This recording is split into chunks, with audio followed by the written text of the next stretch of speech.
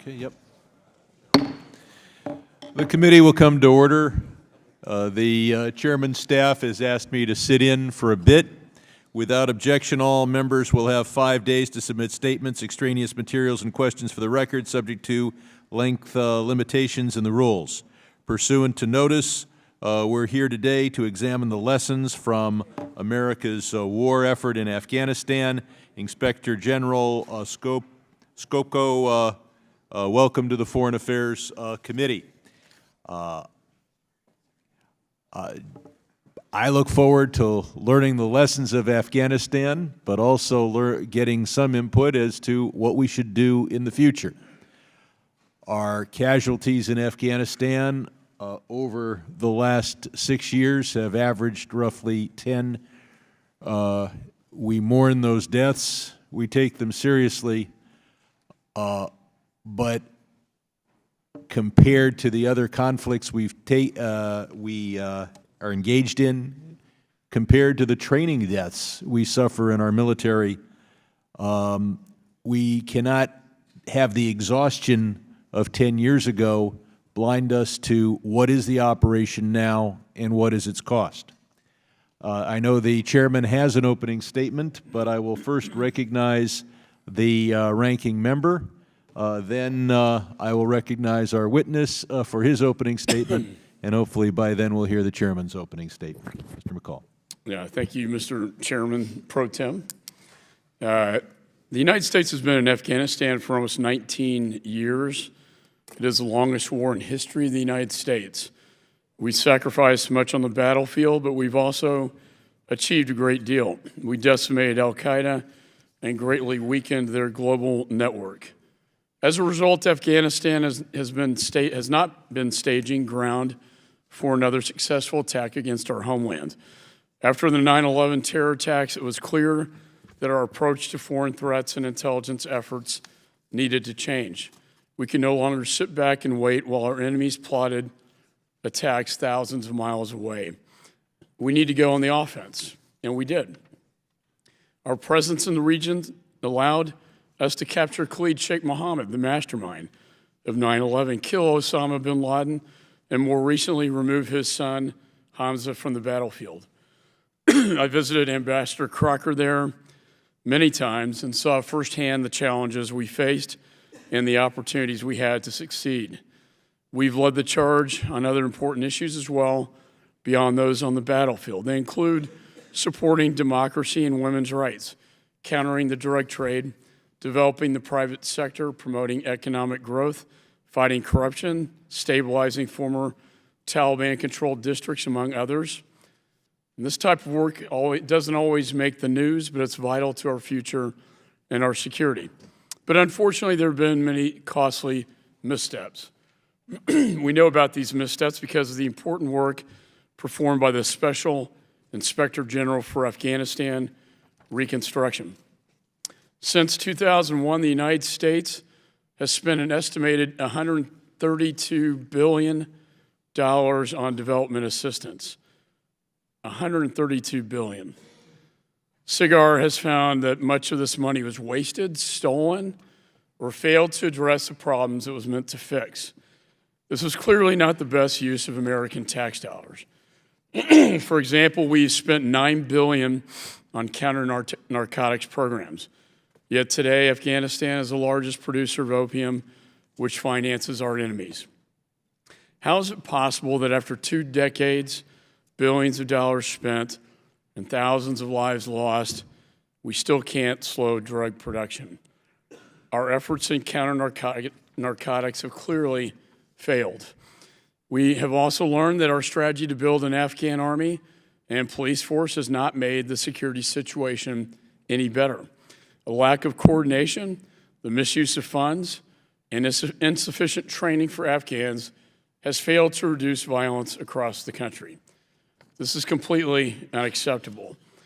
And the publication of the Afghanistan Papers in the Washington Post last month serves as a sober reminder of our past mistakes and underscores the importance of the Trump administration's efforts to end this war. The American people have been very patient with our involvement. We have sacrificed greatly. In fact, 2 American soldiers lost their lives in an attack this weekend. We owe it to them and to others who have served to finally get this right. We need to step back and learn from the mistakes we've made.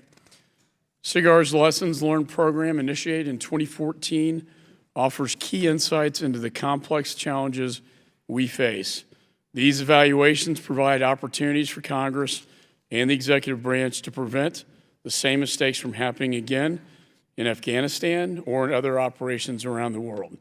So I'd like to thank Mr. Sopko for his work on this very important report and for appearing here today before this committee. And with that, Mr. Chairman, I yield back. Thank you. We'll now hear from John Sopko, the Special Inspector General for Afghanistan Reconstruction, for 5 minutes. Thank you very much, Mr. Chairman and Ranking Member McCall and other members of the committee. Congress created SIGAR in 2008 to combat waste, fraud, and abuse in the U.S. reconstruction efforts in Afghanistan. So far, we have published over 600 audits, inspections, and other reports that have saved the American taxpayer over $3 billion, while convicting over 130 individuals for misconduct related to that reconstruction effort. Although this is the 22nd time I have presented testimony to Congress since my appointment, today is the first time I have been asked to address SIGAR's rather unique Lessons Learned program and what we have learned from it. I thank you for that opportunity. In light of the recent attention that our reports have gotten, I am particularly pleased to have the opportunity to clear up any misconceptions about what that program does or does not do. As with everything produced by SIGAR, this Lessons Learned program's mandate is limited just to reconstruction, not the warfighting. We do not assess U.S. diplomatic and military strategies, nor our warfighting capabilities. Likewise, we are not producing an oral history of our involvement in Afghanistan, nor opining on whether we should or should not be there. Rather, we are the only U.S. government agency focused on conducting research and analysis, which meet strict professional standards, aimed at providing an independent and objective examination of U.S. reconstruction efforts there, and to make practical recommendations to you, the Congress, and executive branch agencies for improving our efforts there and elsewhere. I'd like to mention 6 overarching lessons that you can draw from these thousands of pages of reports we have issued. First, that successful reconstruction is incompatible with continuing insecurity. Secondly, unchecked corruption in Afghanistan has undermined our goals there, and unfortunately, we helped foster that corruption. Third, after the Taliban's initial defeat, there was no clear reconstruction strategy and no single military service, agency, or country in charge of reconstruction efforts in Afghanistan. Fourth, politically driven timelines undermined our reconstruction efforts. Fifth, the constant turnover of U.S. personnel, or what we have euphemistically called the annual lobotomy, negatively impacted all of our reconstruction efforts there. And sixth, to be effective, reconstruction efforts must be based on a better understanding of the historical, social, legal, and political traditions of the host nation. In addition to these key lessons, your staff has asked us to give you certain recommendations that you can focus on now. And here are 6. First, in light of the ongoing peace negotiations, Congress should ensure that the current administration has an actionable plan for what happens the day after peace is declared. Second, to To ensure that Congress is made aware of problems in a timely manner, it should require agencies to provide regular reports to Congress disclosing risks to major reconstruction projects and programs as they occur. This would be analogous to the requirement we impose upon publicly traded corporations for the SEC. Third, Congress should condition future on-budget assistance on a rigorous assessment of the Afghan ministries and international trust funds to ensure that they have strong accountability measures in place. Fourth, oversight is still mission critical in Afghanistan. Congress must require that this administration continues to ensure adequate oversight, monitoring, and evaluation capabilities continue. Fifth, Congress should require U.S. government agencies to rack and stack their programs and projects on at least an annual basis to identify their best and worst performing programs. And sixth, Congress should require state, DOD, and USAID to submit the anti-corruption strategy for reconstruction efforts that was mandated to be filed by June of 2018 and still has not been filed. That was mandated by the National Defense Authorization Act. So in conclusion, our work at SIGAR is far from done. For all the lives and treasure the United States and its coalition partners have expended in Afghanistan, the very least we can do is learn from our successes and failures there to improve future operations. I thank you very much for the opportunity to appear today, and I look forward to your questions.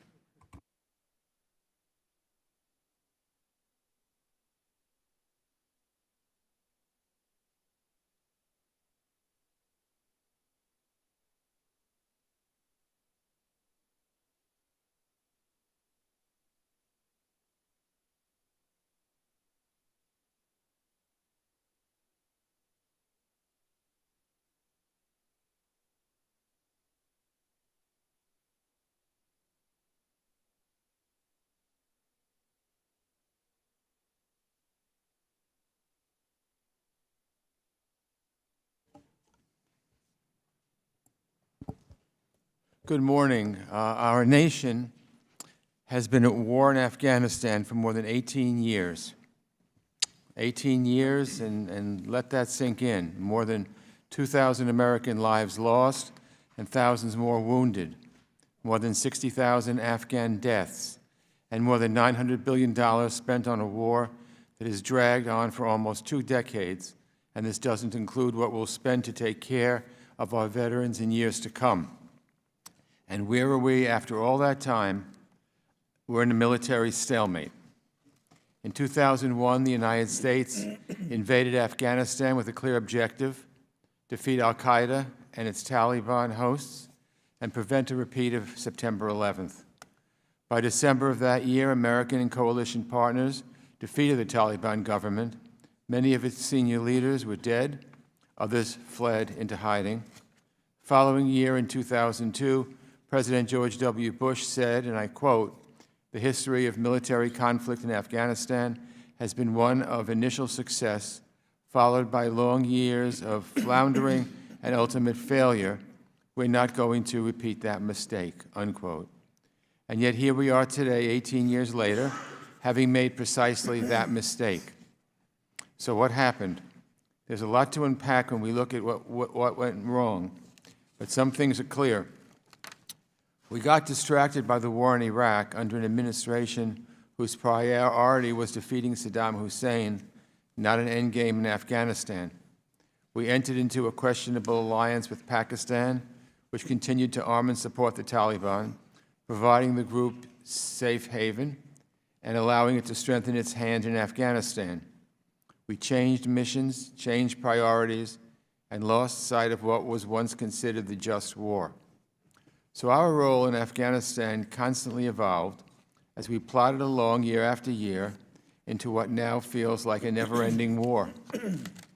In 2008, Congress established the Special Inspector General for Afghanistan Reconstruction, what we call SIGAR, to conduct oversight of the American war effort in Afghanistan. And in 2014, we called on SIGAR to do something that hadn't been done: conduct deep dive original research into the war, to look at its successes, its failures, and lessons learned. So today, we focus on those lessons learned. This past December, the Washington Post published a review of hundreds of interviews and documents SIGAR collected for the Lessons Learned program after obtaining them through the Freedom of Information Act. These documents and the Post's excellent reporting help fill in some significant gaps in our understanding of the U.S. war in Afghanistan. They show a years-long campaign of misrepresentation by our military officials. Year after year, we heard, quote, "We're making progress," unquote. Year after year, we were, quote, "turning a corner," unquote. 3 successive administrations of both parties promised that we would avoid falling into a trap of nation-building in Afghanistan. And while presidents and military officials were painting a rosy picture, the reality on the ground was a consistently deepening quagmire with no end in sight. It's a damning record. It underscores the lack of honest public conversation between the American people and their leaders about what we are doing in Afghanistan and why we are doing it. Yet even in the light of this new information, the Trump administration isn't righting the ship on our Afghanistan policy. SIGAR's lessons learned reports have confirmed the long-standing view that there is no military solution to the conflict in Afghanistan. Nevertheless, the Trump administration in 2017 announced it would send more troops to Afghanistan and waited 18 months before naming a special envoy to focus on Afghanistan reconciliation. That's a heck of a long time when our troops are in the field coming under fire. Just this past September, this committee held a hearing after President Trump derailed peace talks with the Taliban over Twitter, as we've come to expect from the president. The announcement came after over a year of the administration blocking key information from Congress and the American people about the status of the war. Secretary Pompeo has, still to this day, refused to let the top State Department negotiator in Afghanistan, Zalmay Khalilzad, testify in an open hearing about the status of peace talks, and despite a subpoena from this committee. There's so much more for us to understand about how we wound up here and how we move forward in Afghanistan. So, Inspector General Sopko, I'm pleased you're here to discuss your findings and share your perspectives. I will recognize you to make an opening statement. that you already gave, okay. Pending which I'll call my friend, the ranking member, Mr. McCall of Texas. Any further statements? No. Okay. So, our witness this morning is Special Inspector General for Afghanistan Reconstruction, John Sopko. Inspector General Sopko, I now recognize you for five minutes. And you've done that. Okay. It's time for your questions. So now it's time for questions. You've done it already? No, it's your turn. Okay. All right.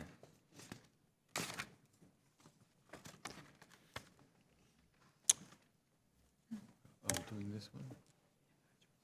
Okay.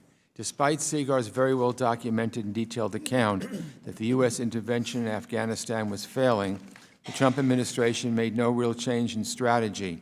The President's 2017 South Asia strategy suggested the war would be won on the battlefield or that it would use military power to force the Taliban to the negotiating table under favorable terms. He even dropped the mother of all bombs to shock and awe the Afghans into bending to our will, and it didn't work. So my first question is, did you make your reports available to the White House and other parts of the Trump administration? And when presented with evidence that this war would not be won militarily, why do you think the President sent even more troops to Afghanistan? Mr. Chairman, thank you for that question. It's not really my jurisdiction to evaluate strategic level policy. So I can't really comment directly on why the president did or did not do. We did brief senior staff.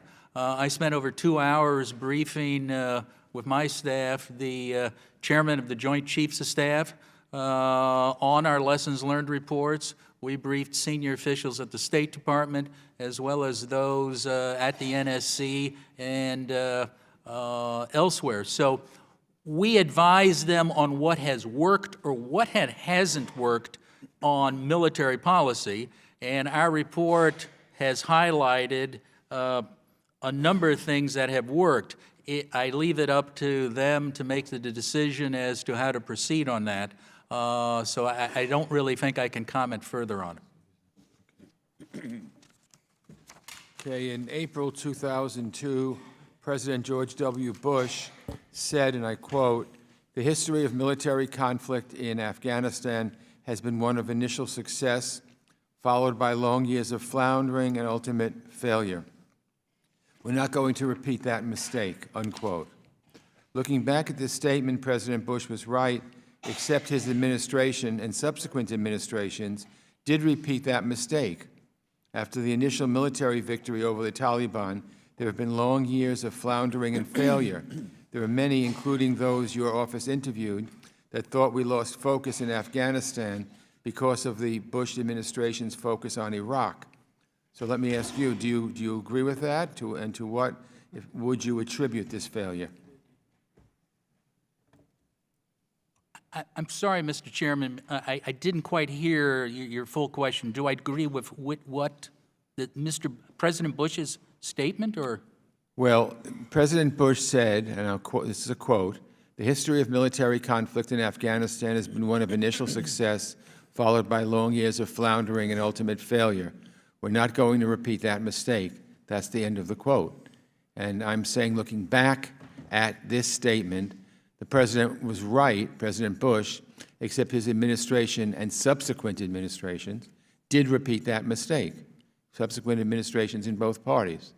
After the initial military victory over the Taliban, there have been long years of floundering and failure, and there are many, including those your office interviewed, that thought we lost focus in Afghanistan because of the Bush administration's focus on Iraq.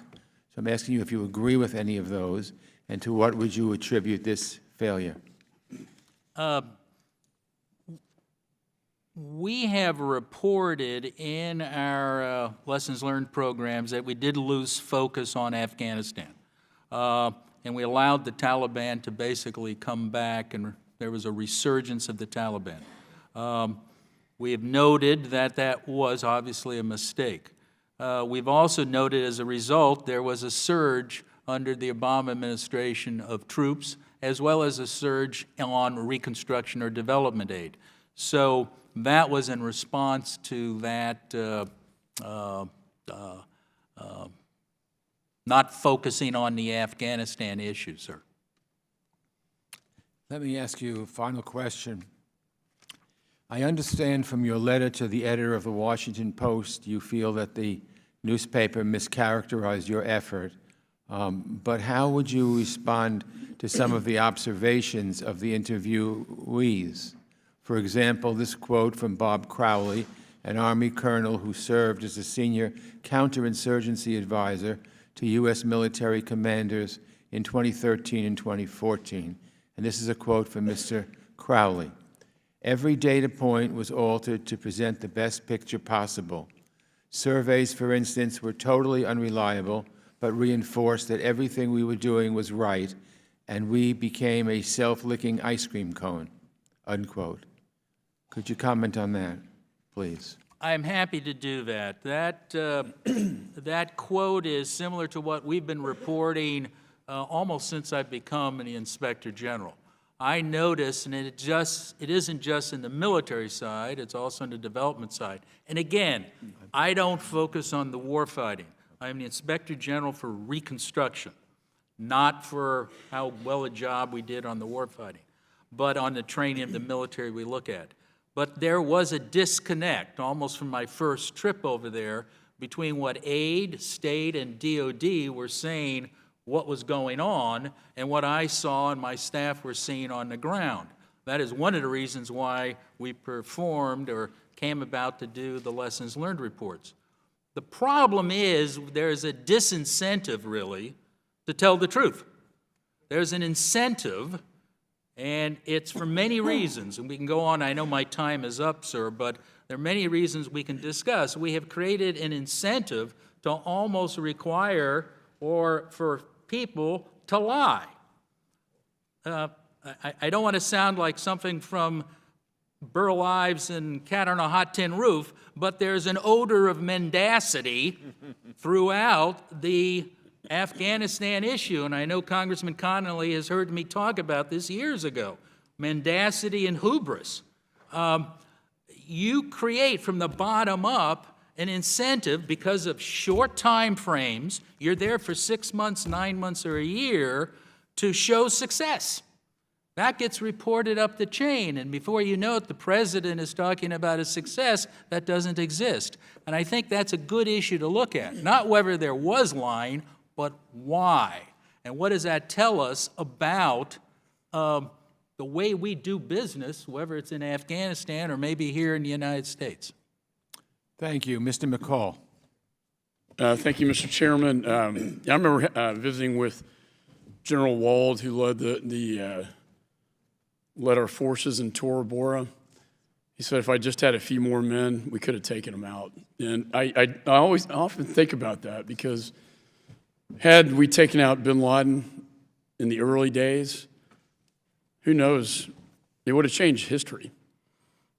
We wouldn't be talking about this 2 decades later, $130 billion later.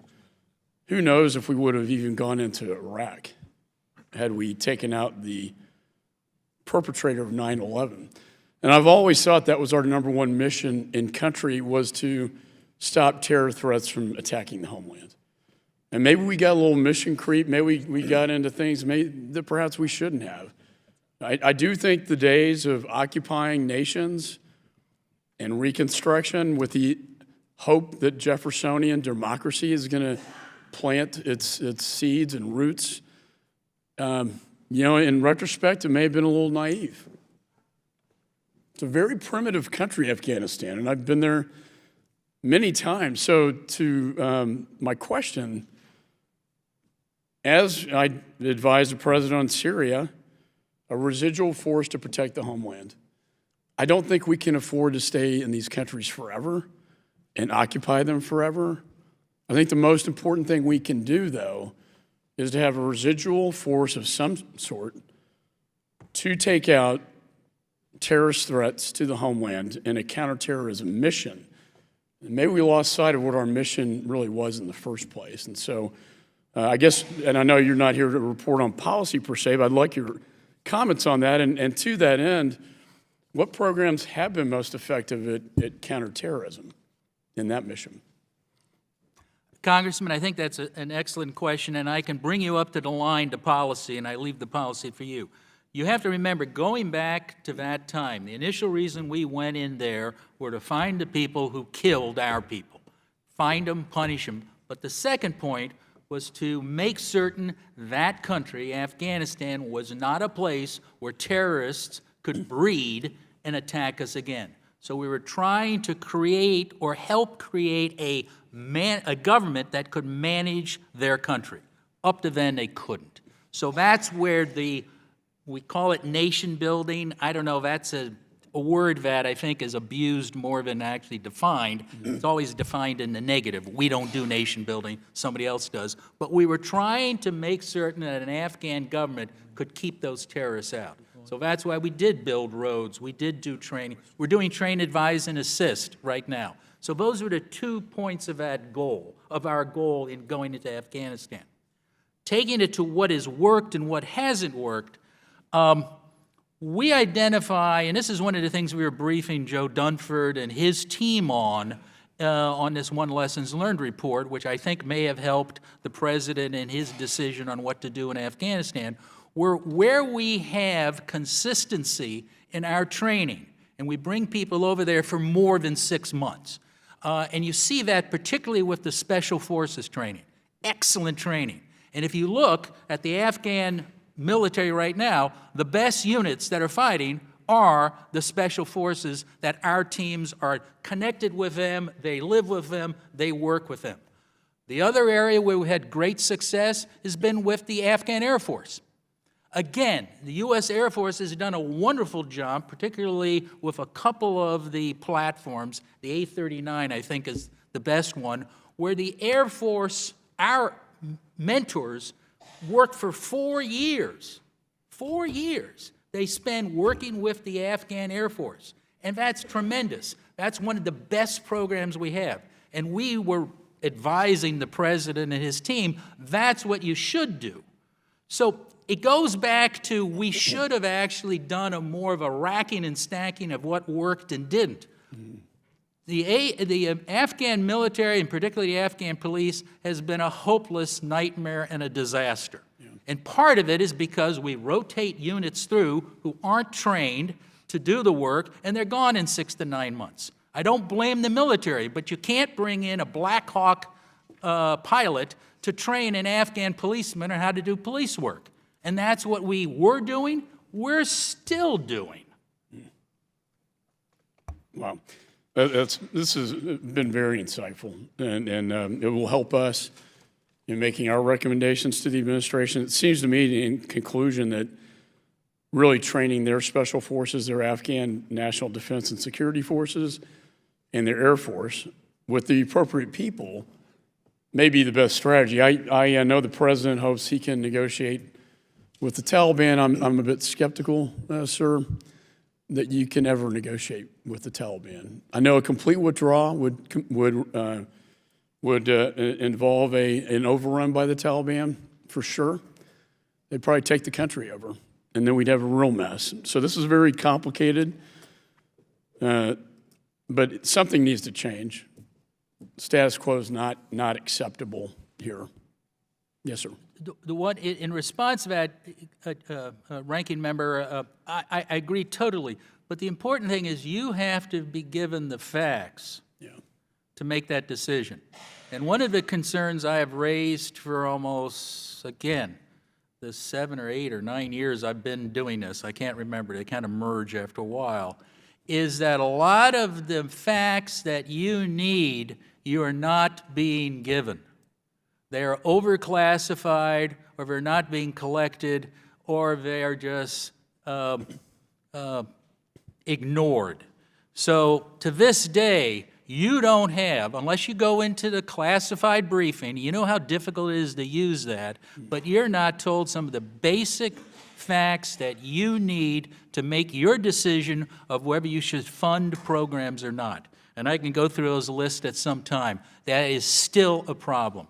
And when we talk about mendacity, when we talk about lying, it's not just by lying about a particular program, it's lying by omissions. By saying, oh, I can't tell you about the casualties, or I can't tell you about how good the Afghans are at this weapons, or I can't tell you this and that. Turns out that everything that's bad news has been classified over the last few years. Wow. We appreciate your hard work on this. Thank you, sir. Thank you. Mr. Sherman.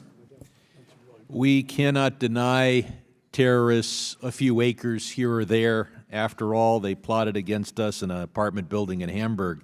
We need to prevent terrorists from getting a whole state or a training facility as large as Tora Bora was in early 2001.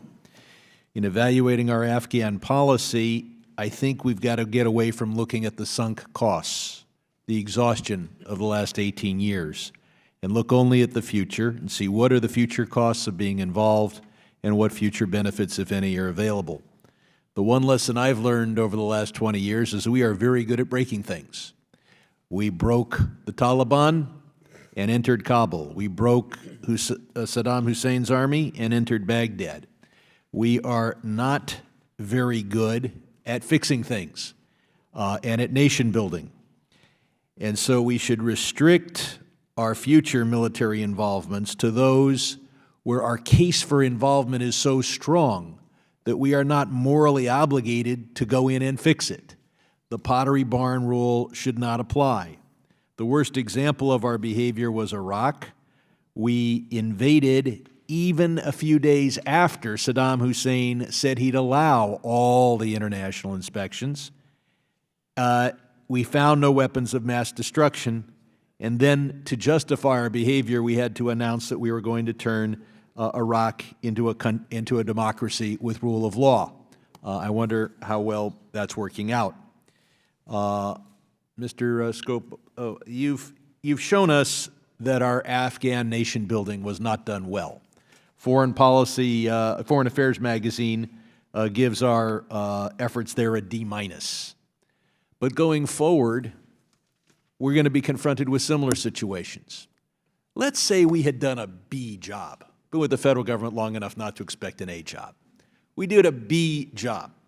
One view is we can do nation building at reasonable cost if we learn from the lessons of Afghanistan and do it about as right as the government can do it. Another lesson is we can't do nation building. Would a B job from the federal government had done the job in Afghanistan? I used to teach in college. I think if you even did a D job, D, it would have been okay in Afghanistan. So you're saying if we had if D-, and it would have worked a lot better. so you would have given what we did was an F-, something like that? E, you showed up. You showed up for class. That's it. All kidding So you're aside, saying that we can do nation building if we do the kind of good job that the federal government's capable of doing?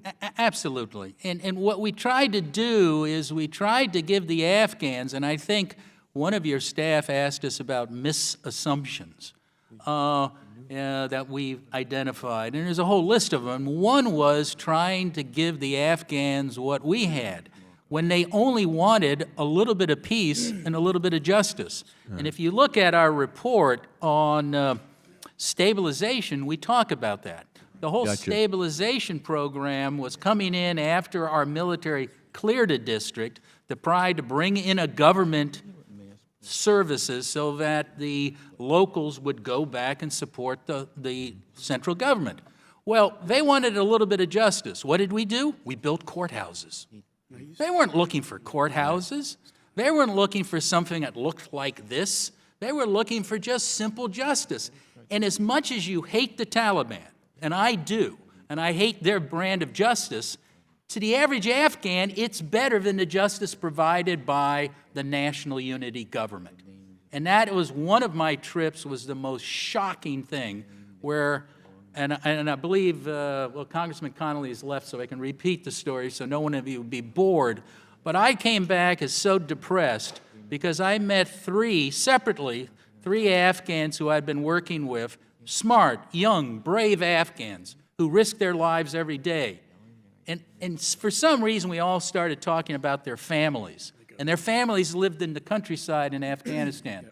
And every one of those young, smart, bright Afghans told me a story where they recommended to their mothers and fathers that if they had a justice problem, and all of them did, go to the Taliban. Don't go to the local government. So instead of creating a government similar to what Afghanistan had in the sometime in the last 50 years, we tried to create the kind of government we have in the United States. We tried to create, a little America. We tried to create, I call it Norway. What they wanted was fair justice. And what happened is if you went to the national unity government justice, first of all, the judges weren't there because they were afraid to go there. You had to pay bribes, and it's the bribes that determined whether you got the land or whether the dowry was recognized or whatever.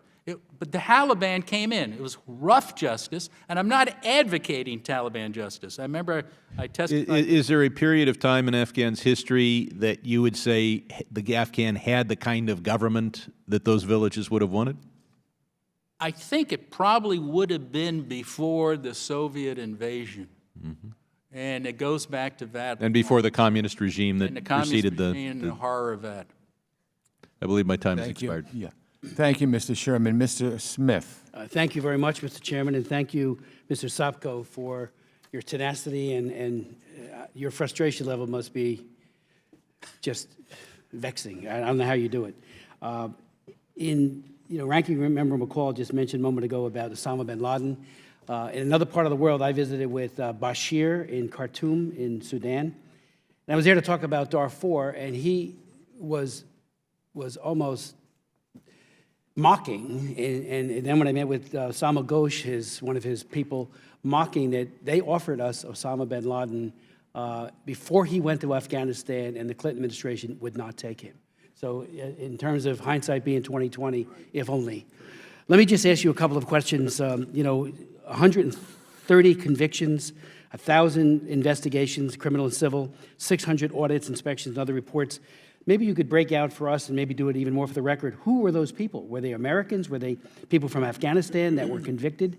And what were they convicted of? Where did they go to jail when they were convicted? Secondly, with regards to some examples and I think your testimony is just amazing, you talk about how in 2014, then USAID administrator, and I know him, Dr. Shai, was a very, very honorable man, and I wonder if the information even got to him that you were trying to provide. But he had said there are 3 million girls and 5 million boys enrolled in schools compared to just 90,000 when the Taliban ruled Afghanistan, and you pointed out that that information was gotten from the government, and it was contradicted by other government people, and there was no attempt to verify the accuracy, and I think that's very troubling. You also point out on the rule of law programs, $1 billion, that in 2013, the strategy had no performance measures.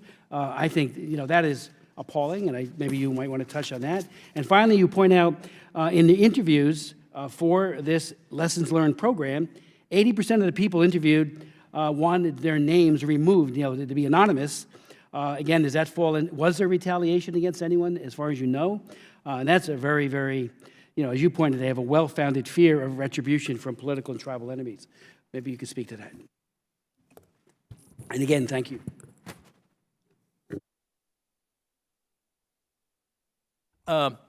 Those are all good questions. Let me start at the end. On retaliation, we know of no retaliation. But we are concerned.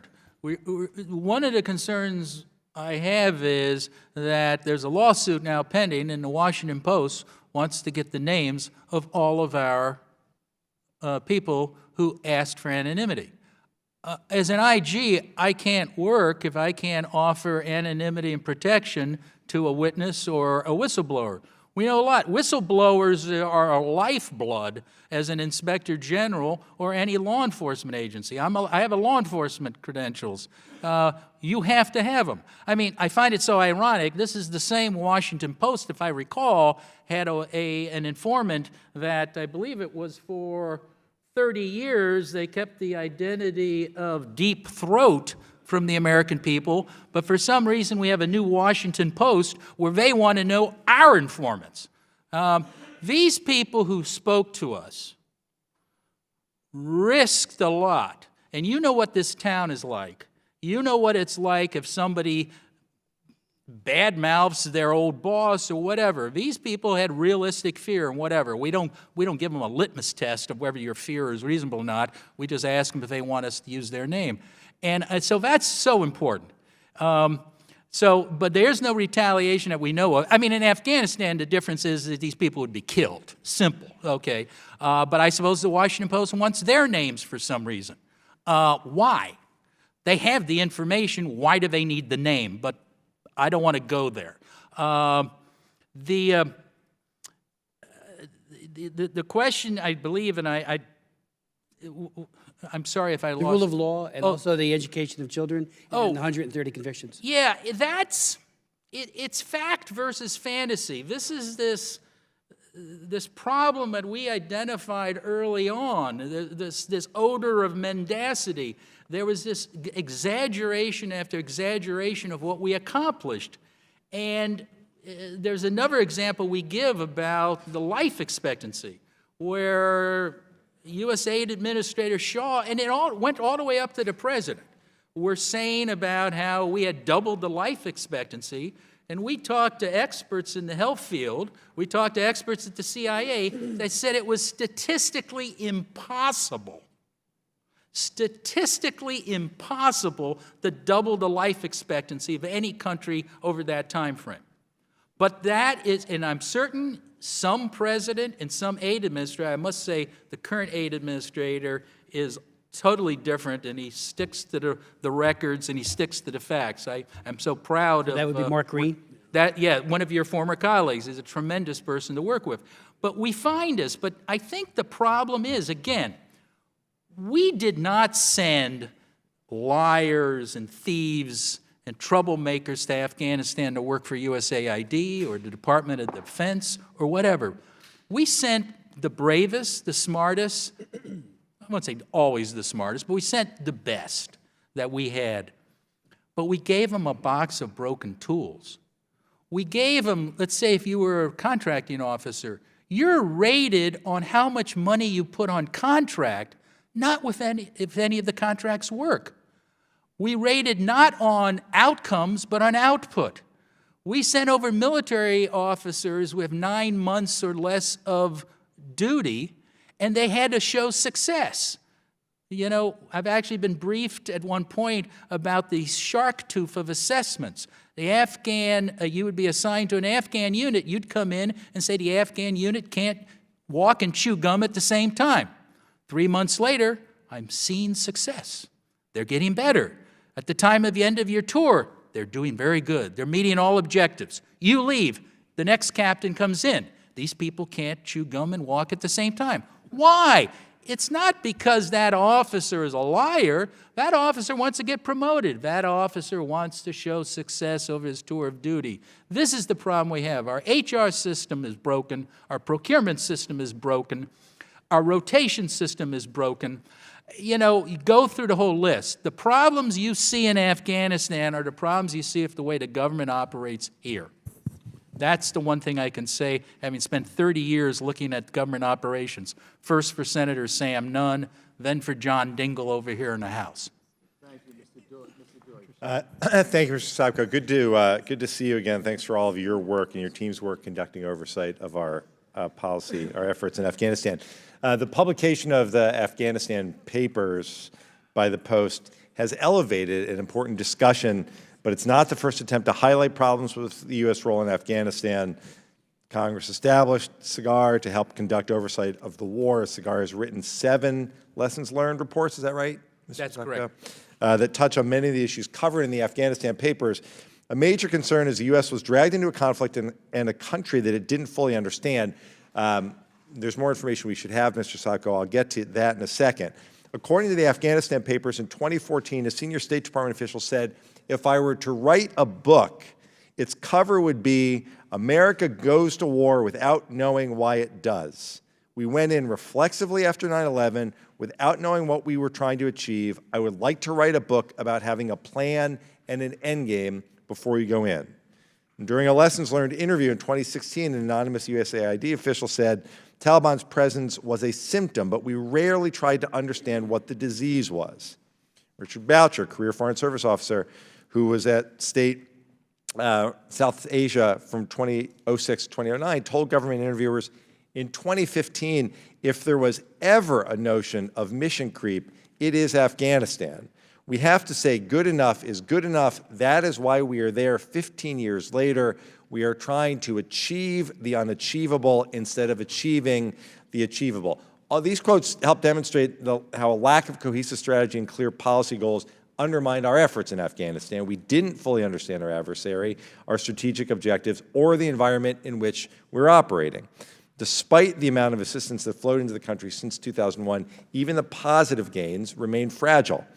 So, Mr. Sapko, if we're to be honest, Congress is culpable of many of these problems. Too often we listen to officials without adequately questioning their assumptions and conclusions. But you're here today and you've told us that part of the problem is that we don't have the facts. You said that the basic facts that we need aren't being given. Can you elaborate on that? What are the basic facts that all these years later that we've been at this, that you've been at this, we're still missing? Well, let's start with strategy. There is a strategy for Afghanistan.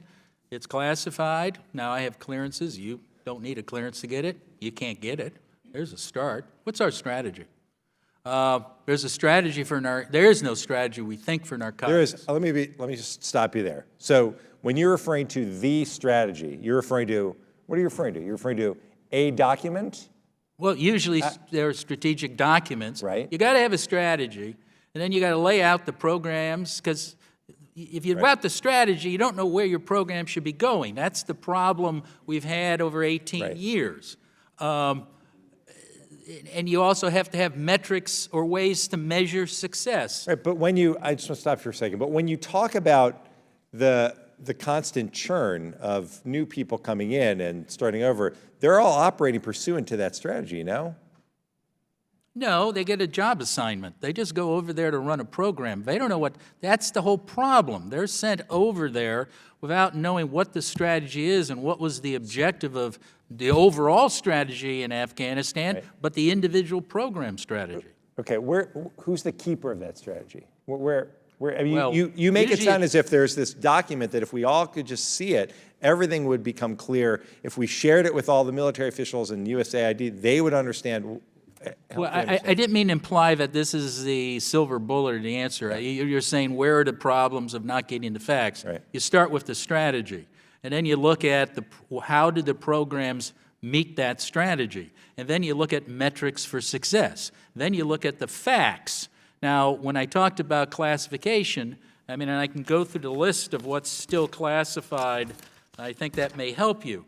You know, the way to determine whether we're doing a good job on on training, advising, and assisting the Afghan security forces, you'd want to know about the Afghan National Security Forces operation data. That's classified.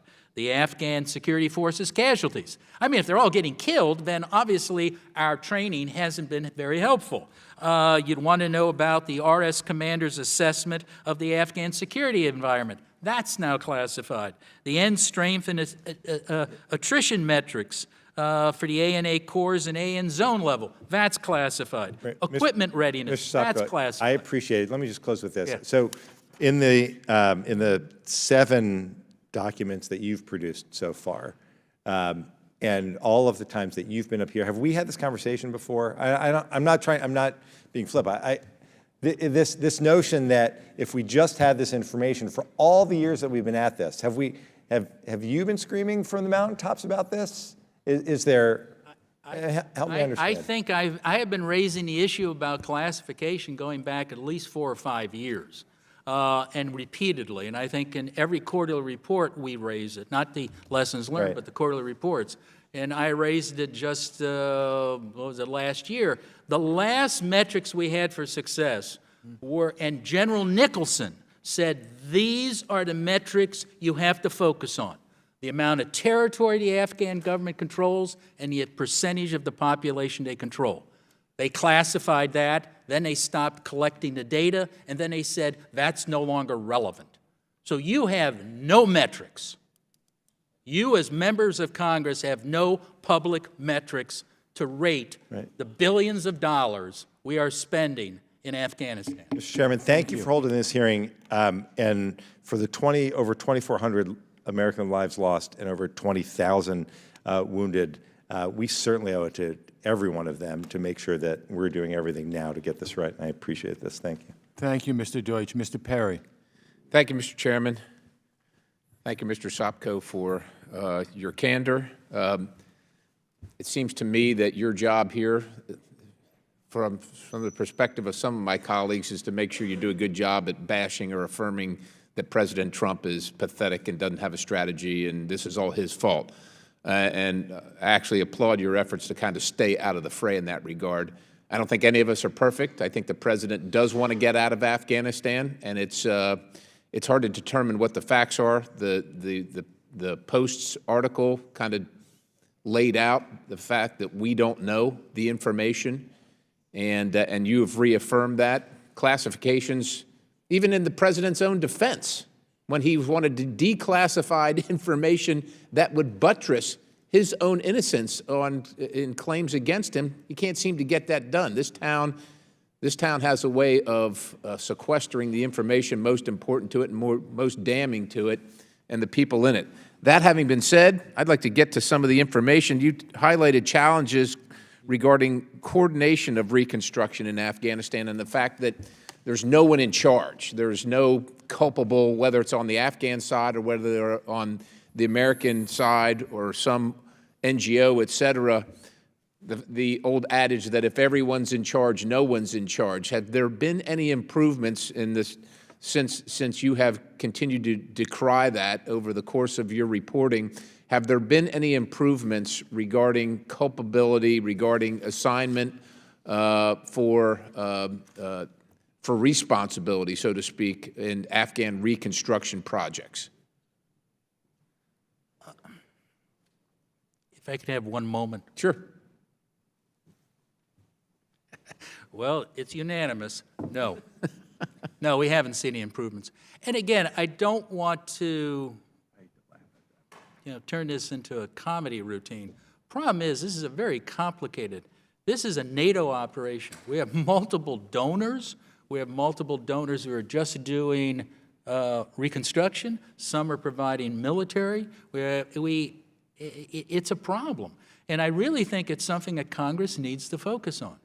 Because we will do this again, and there are going to be multiple people wearing multiple hats, and we actually have an entire report looking on, I forget the title of it, is Divided Responsibility. And that report goes into, unfortunately, gory detail of how convoluted the process is.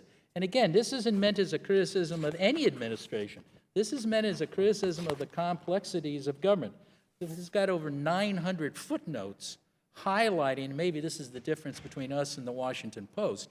We go into a lot of detail on this. And no, there is a problem. And it's not just in the military field, although this report focuses on that, but it also goes to the reconstruction field. So I think this is a worthwhile area for you and Congress to focus on. Divided responsibilities in Afghanistan and in these post-conflict environments. With the little time that I have, let me just query you a little further on that. It's your studied opinion that Congress, that should be the purview of Congress to assign those responsibilities, only in the context that, look, I'm a Black Hawk pilot, and I don't want to teach law enforcement, and I wouldn't be any good at it. But while I'm surrounded by a lot of really well-intended people that are smart, I'm not sure Congress is the best answer either. And it seems to me that somebody that can act somewhat autonomously, determine the problem and see the solution set, somebody like a Mark Green or anybody in that capacity should be able to say, look, here's the project, here's the agencies involved, here's where the funding is, you're in charge, here's the report time, knock yourself out. And this is what we expect from you, and if you can't get the job done, then in 6 months, we're going to look for a replacement. Why do you think should be Congress? I'm concerned about that, but I'm listening. No. I think part of the reason is some of these authorities and responsibilities are established by law, first of all. And what we're dealing with in Afghanistan is a whole of government and whole of government's approach. And a lot of this is going to have to be done statutorily. I'm not saying that any one committee up here are the best ones to decide, but it should be recognized we have a problem. I was going to look at the chart. My time's expired, sir, but could you just do this with the chairman's indulgence? Yeah. Could you give us one example regarding a statute where you think we could make a difference so I can kind of contextualize this? I'll definitely do it. I ask my staff to do it right now. Thank you. you. We'll get back to you. Okay. Thank you, Mr. Keating. Thank you. Let's be clear on one thing right off the bat, that our greatest responsibility to get things right, we're going to be talking about billions and billions of dollars, but our greatest responsibility to get things right rests with those families that lost sons and daughters and loved ones to this war, and to the people that are living with devastating injuries that they suffered in this war, that forever will challenge them both physically and mentally. Now, let me zero in on one area of concern that we've raised. My colleagues and I have raised it. I authored with my colleagues a piece of legislation ensuring that women are part of the peace process in Afghanistan and that they're engaged in the activity of being meaningful partners in creating a lasting peace, something I hope will advance, Mr. Chairman, out of this committee shortly. But you mentioned in your report that you expect, and in your testimony, that you expect to issue a report on women's empowerment in Afghanistan this year or early next year. And in a recently released 2019 high-risk list, there's a section focusing on how, despite over $1 billion spent since 2002 to advance the status of women, gains by women in Afghanistan remain fragile. So how would you categorize the current state of meaningful engagement for women, and what is a clear strategy in your mind going forward to deal effectively with these gains that not only will help women, but actually, I think, help the country achieve any semblance of a lasting peace going forward? Congressman, that's a very good question, and I'm glad you highlighted our high-risk list, because this report talks about the importance of a number of issues, and this is when I refer to Congress needs to do something about ensuring that these risks are dealt with if we want lasting peace. I can't tell you specifically what is the answer. I can just tell you that although we've made advances helping women in Afghanistan, life for a woman in Afghanistan is horrible. Outside of the cities, major cities, where majority of the Afghan women live, it hasn't improved much. And I have not met an Afghan woman yet who trusts the Taliban. So that is something, and I know you're concerned that they have a seat at the table or somebody represents them at the table so they don't get lost in this shuffle declaring victory and leaving. That's my concern. Yeah, we've been assured that time and time again By the Taliban? by the Afghan leaders. Yet you're right. There's no place at the table. So, but you categorize it as fragile right now. So, could you talk to us about right now and what we should have done and to make it less fragile, and what we can do going forward? You know, I don't have specific answers to that. I'll get back to you. But I think one of the critical things about that issue, and it's a delicate issue because you're talking about cultures, but one of those things is we have to focus that the problem of women's rights is men. And all of our programs have been focusing on giving certificates and things to women. Well, the problem is, and Mrs. Ghani, who President's wife. I've spoken with her and had discussions with her on this matter. I have spoken to her too in the palace, and she says the women's issue is a men's issue. So the program should be focused on them. But one of the things is if you're going to design a women's program, talk to some Afghan women. And Mrs. Ghani was one of the first people who highlighted the problem with the Promote program, which was one of those programs that was oversold as the greatest program on earth for women, $250 million, and there was going to be $250 million of donations from the European Union and the European allies. And I remember meeting with the European allies in Afghanistan, and none of them had heard about the program. But we had already, this is again, this odor of mendacity. All right, I've got 20 seconds left, but there's a recurrent theme, regardless whether it's you're talking about the judiciary system, the rule of law, whether you're talking about the narcotic system, or what we're talking about with advancing women's place in the society. We're not tailoring our programs around the traditions of the host country. And I think probably with later testimony, that's going to be an area you're going to highlight, that's a huge oversight on our part. I have to yield back my time. We need to talk to the Afghans, sir. Thank you. Mr. Yoho. Thank you, Mr. Chairman. Mr. Sopko, thank you for being here. I apologize because I feel it's like welcome back to Groundhog Days again, because we've heard this over and over again, and you've done a great job of highlighting this stuff. I remember when Raj Shah was here, when he was with USAID, I think Afghanistan got $1 billion through USAID, and they couldn't account for $300 billion. And this has been a continual problem. I think what you pointed out was a grand plan, and I think Congress can do that, and Congress should be the one that does that, and it should be the appropriate committees. I think the Foreign Affairs Committee, working with DOD, or one of the other committees, should be able to create a policy that lives beyond a presidency, so that it is something that our allies and the countries we work with can count on, that this policy will not change. Yes, the president can come in and they can tweak it as needed, but it has to survive an administration, and that's something that if we vote on it in the House and the Senate, it will be hard to change, and that all goes back to making sure we have the correct policy.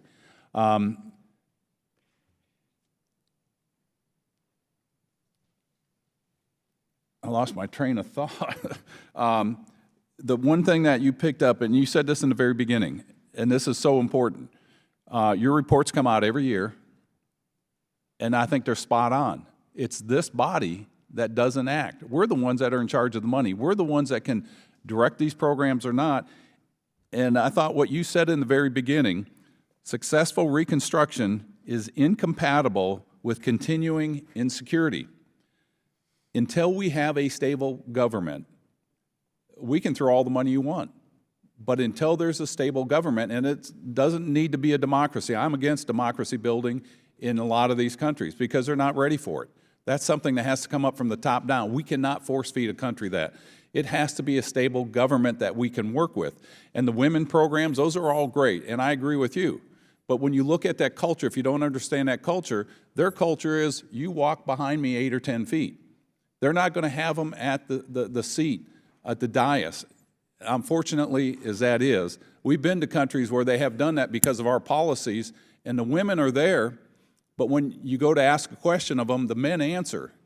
And then I've interrupted the men. I said, I don't want to hear from you. I want to hear from the people that are here, the women here.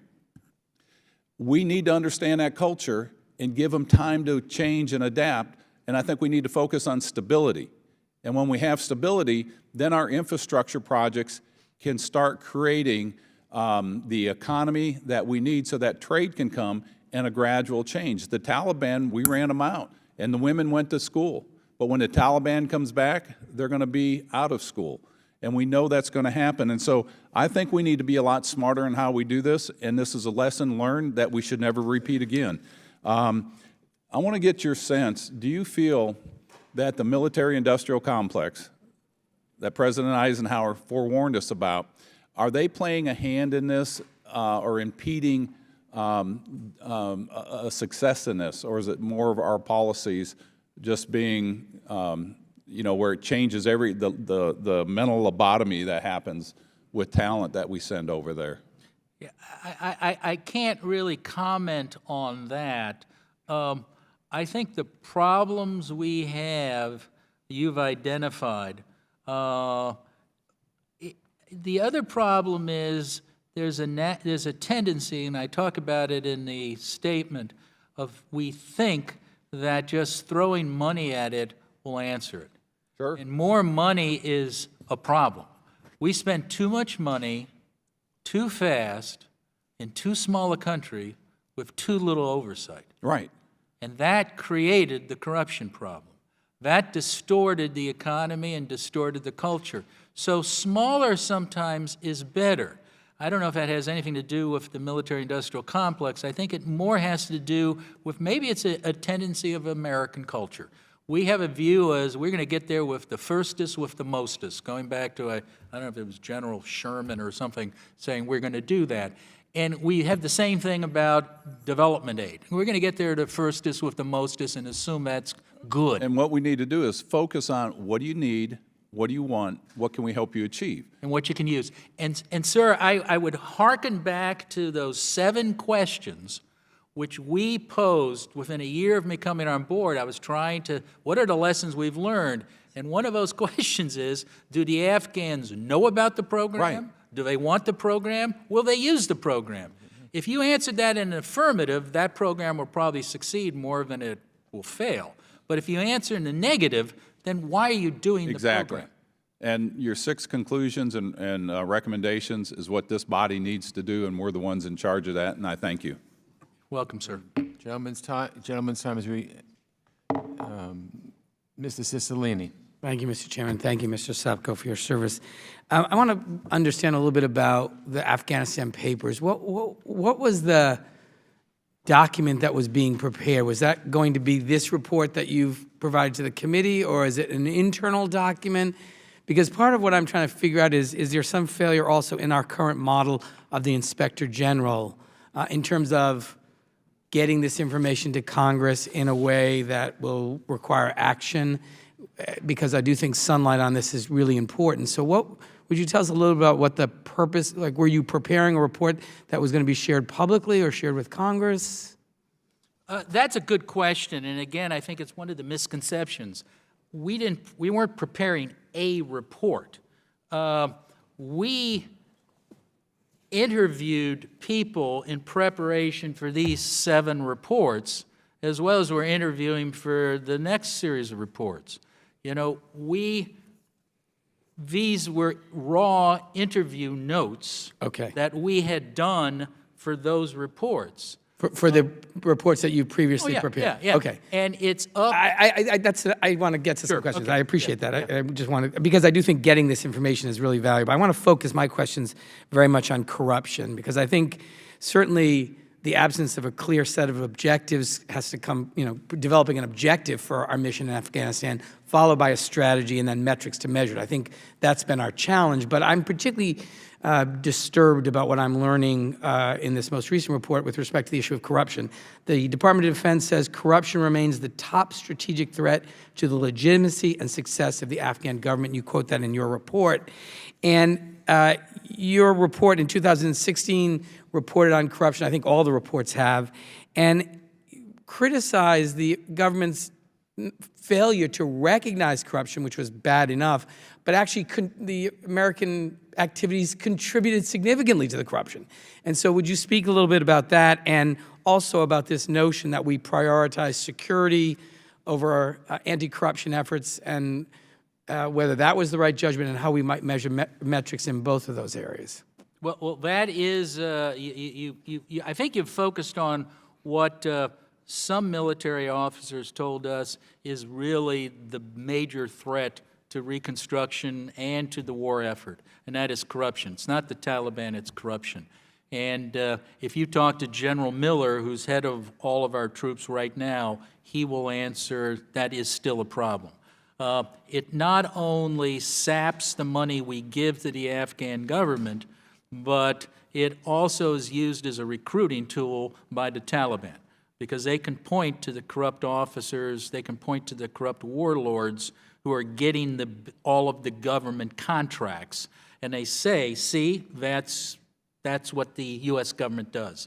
So I think you've honed in on a serious issue. It still is. Now, I will say, in defense of Congress, Congress has recognized that, and they have done legislation on that.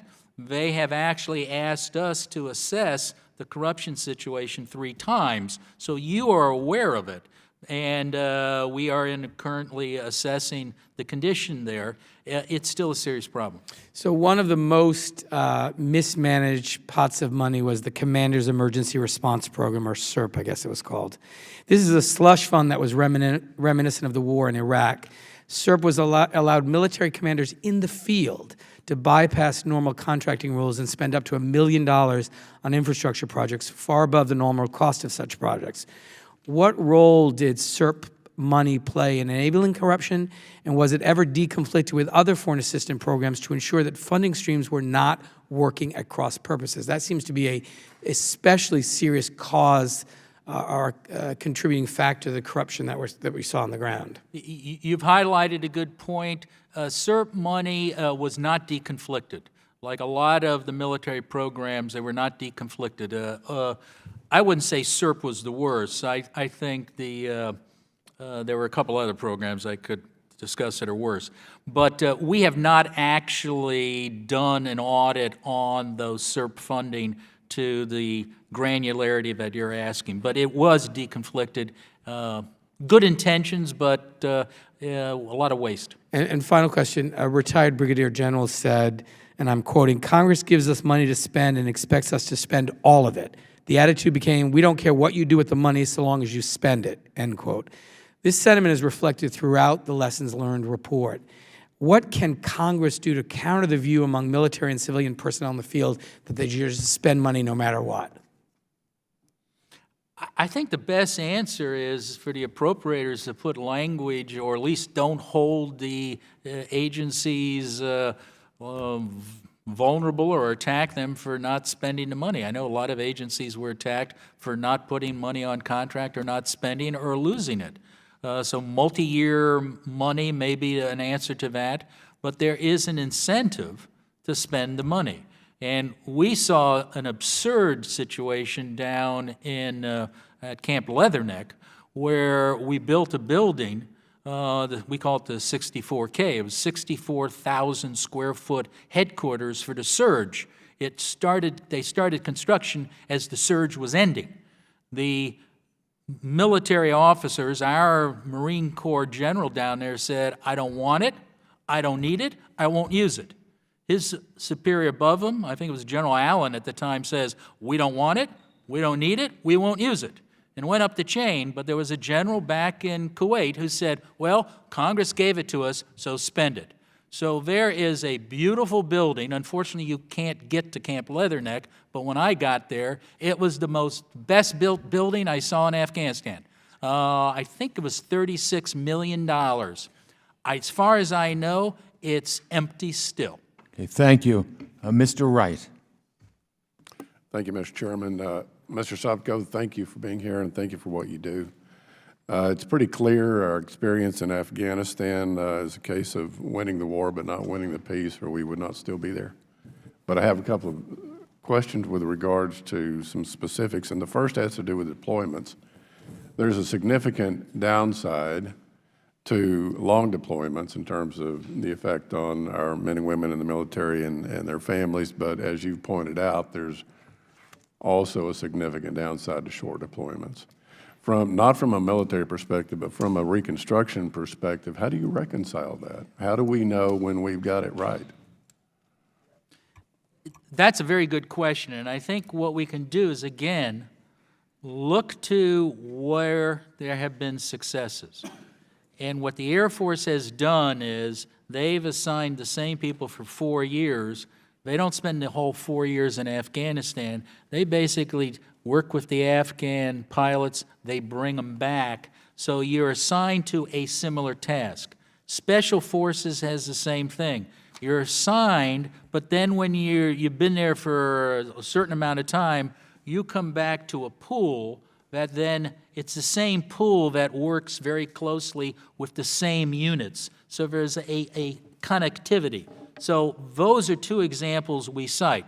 We're actually going to be doing a lessons learned report on what are the best practices for doing that with aid or state or DOD. How are you able?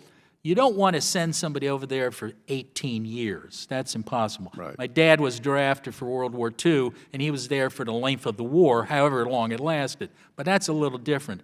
But there's a way to do that so you don't lose that connectivity. You don't lose that experience. You don't lose that connection with this Afghan unit, and you work together, and that Afghan feels closer to you, the American advisor, than he does to the Taliban. And I want to pick up on something Mr. Yoho was talking about earlier, and that is changes in administration.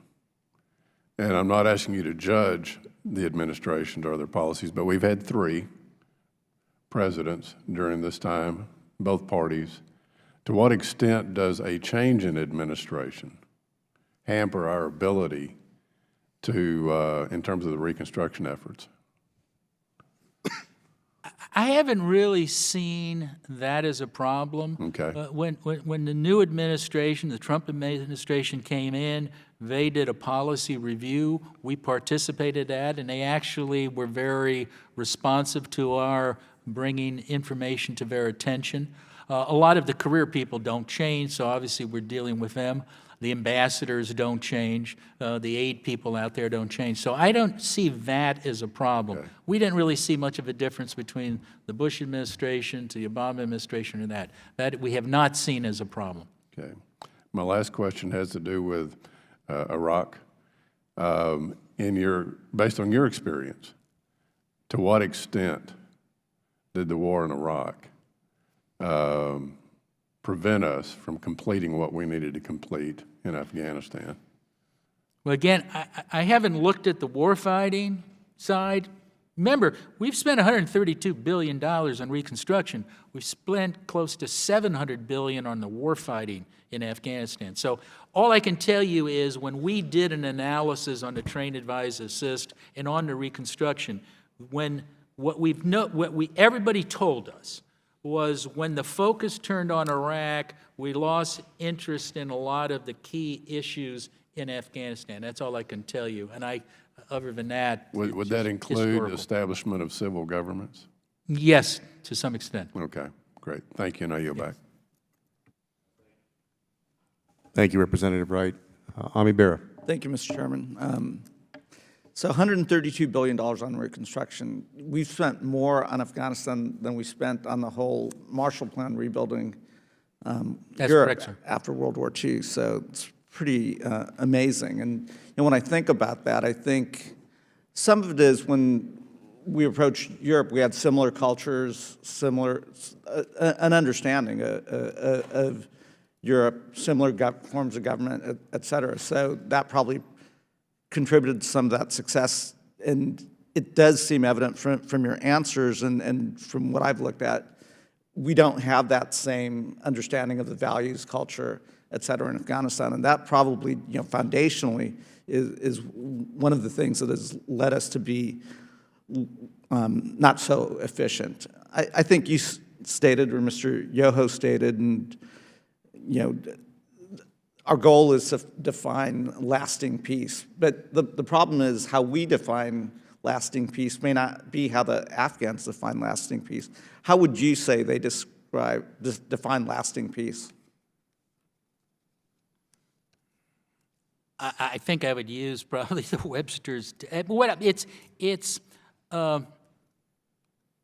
Will the gains that the Afghans have made continue in the future? So the women's rights, the rule of law, some of the gains they have made on corruption. I mean, the question is will a peace treaty just end up into civil war again? Right. So it's sustainability of any of the gains, and we have made some gains over the 18 years. The Afghans have made some improvements. Will those continue? So then it behooves us on the committee, and certainly the subcommittee I chair has jurisdiction over Afghanistan. It is an area that we're going to look at. So we should define what those gains are. We should define those parameters, but we should also Mr. Perry isn't here, but none of us is bashing President Trump here or any particular administration. Each administration's got some things right, but they've also got a lot wrong, and we know the current administration wants to consider a withdrawal, drawdown in Afghanistan, and probably will proceed in that direction. Congress should insert itself into this process and doesn't have to be adversarial. And, the message to the administration is work with us on this. And if we were to do that, there probably is no peace process that doesn't involve the Taliban. They're not just going to disappear. So if we accept that as a reality, then we have to think about the gains within that context. And it'd be my sense that, some of our interests are, certainly the terrorism space. We don't want to see a resurgence of Al-Qaeda. And, so am I thinking about this correctly in terms of, well, what would that remaining force be on the counterterrorism side? And then, the last thing that I would think about, and I'd love for you to comment on, is it's my sense that we've created a dependency in Afghanistan on U.S. dollars. And there's going to be a big hole that's left in the Afghan economy, as we exit, how do we fill that hole? I mean, and now the complicating factor is regional dynamics as well. You know, obviously the Afghans have a relationship with the Indians have an economy that could step in there. The Pakistanis don't like the Indians, much of their, so the whole regional dynamics are challenging as well. And how do we create that conversation as we're drawing down to create some regional leadership? That, you know, am I thinking about this correctly? And You're how to engage? absolutely, and Congressman, again, I would ask you to go back to our high-risk list that we issued. And I think these are the risks to that stable, lasting peace. And one of them definitely is finances. The Afghan economy is abysmal. It's reality. 70% of their budget for their government comes from the United States taxpayer and the European taxpayers and whatever. And that's not going to change once you sign peace. Now, maybe the cost of the war fighting may change, but just because you sign peace with the Taliban doesn't mean you're going to have peace with ISIS or the other 30-some terrorist groups and the other warlords and gangs were operating. So you're going to have a cost. We have to face the reality there and try to work with them. But that's one of the biggest concerns we have in here. Because you also have to reintegrate, let's assume it's a successful peace. You have 60,000 Talib, plus their families, who have to be reintegrated. That costs money. Can the Afghans do that? No. We just had a major surrender of ISIS troops. I have seen no evidence that the Afghan government has done anything to reintegrate those ISIS troops. And actually, if you talk to General Miller, you talk to our... I'm sorry, okay. But I think those are good issues. I'm terribly sorry, I didn't hear you, I apologize. Right. Thank you, Mr. Chairman, for that recognition. I'm probably not as intellectual, but I will probably be more entertaining to you, so I appreciate that. And I do notice how important you are. Usually we have this whole line of people up here, and they get their 5 minutes, and then they tweet about it and go home. You're by yourself, and then you turn around to the group behind you, and then they take note of whatever you're saying and make notes of it. So they're doing an excellent job behind you. I don't know if you knew that or not. I had a couple of questions, brother, and thank you for being here. Your father was a World War II veteran. My dad enlisted shortly after December 7th, so I appreciate. My mama flew an airplane during the war, so I appreciate you, brother. And I appreciate what you've said up here. I've actually been listening, and I had a couple of good questions here. Have you seen any evidence that foreign state actors have or are currently undermining U.S. reconstruction efforts? And can you expand specifically on the role Pakistan is playing? I have not seen any evidence of that, of foreign state actions on reconstruction. And as for Pakistan's role, obviously there is a lot of reporting about their involvement with either supporting various terrorist groups, but that's not within my jurisdiction, so I'm not the best person. I would just be reporting on what I read in the newspaper, too. That's all right, and that's probably wrong, so I appreciate you saying that, brother. Should the U.S. continue to fund the counter-narcotic programs, even though we've thrown $9 billion at the problem, and it seems with little success? And I say that coming to you as a state legislator for 16 years. I was a county mayor, and I remember when our Attorney General Randy Nichols talked about the price of brown tar heroin, and when it became too high, the opioid epidemic would explode, and he was a prophet on that. It did, but I know that overseas the market's flowing in and out, and I was just curious of your opinion on that. Well, counter-narcotics is the 800-pound gorilla in the room. It's the largest export from Afghanistan. It dwarfs the legal economy. It employs more people than in the Afghan army.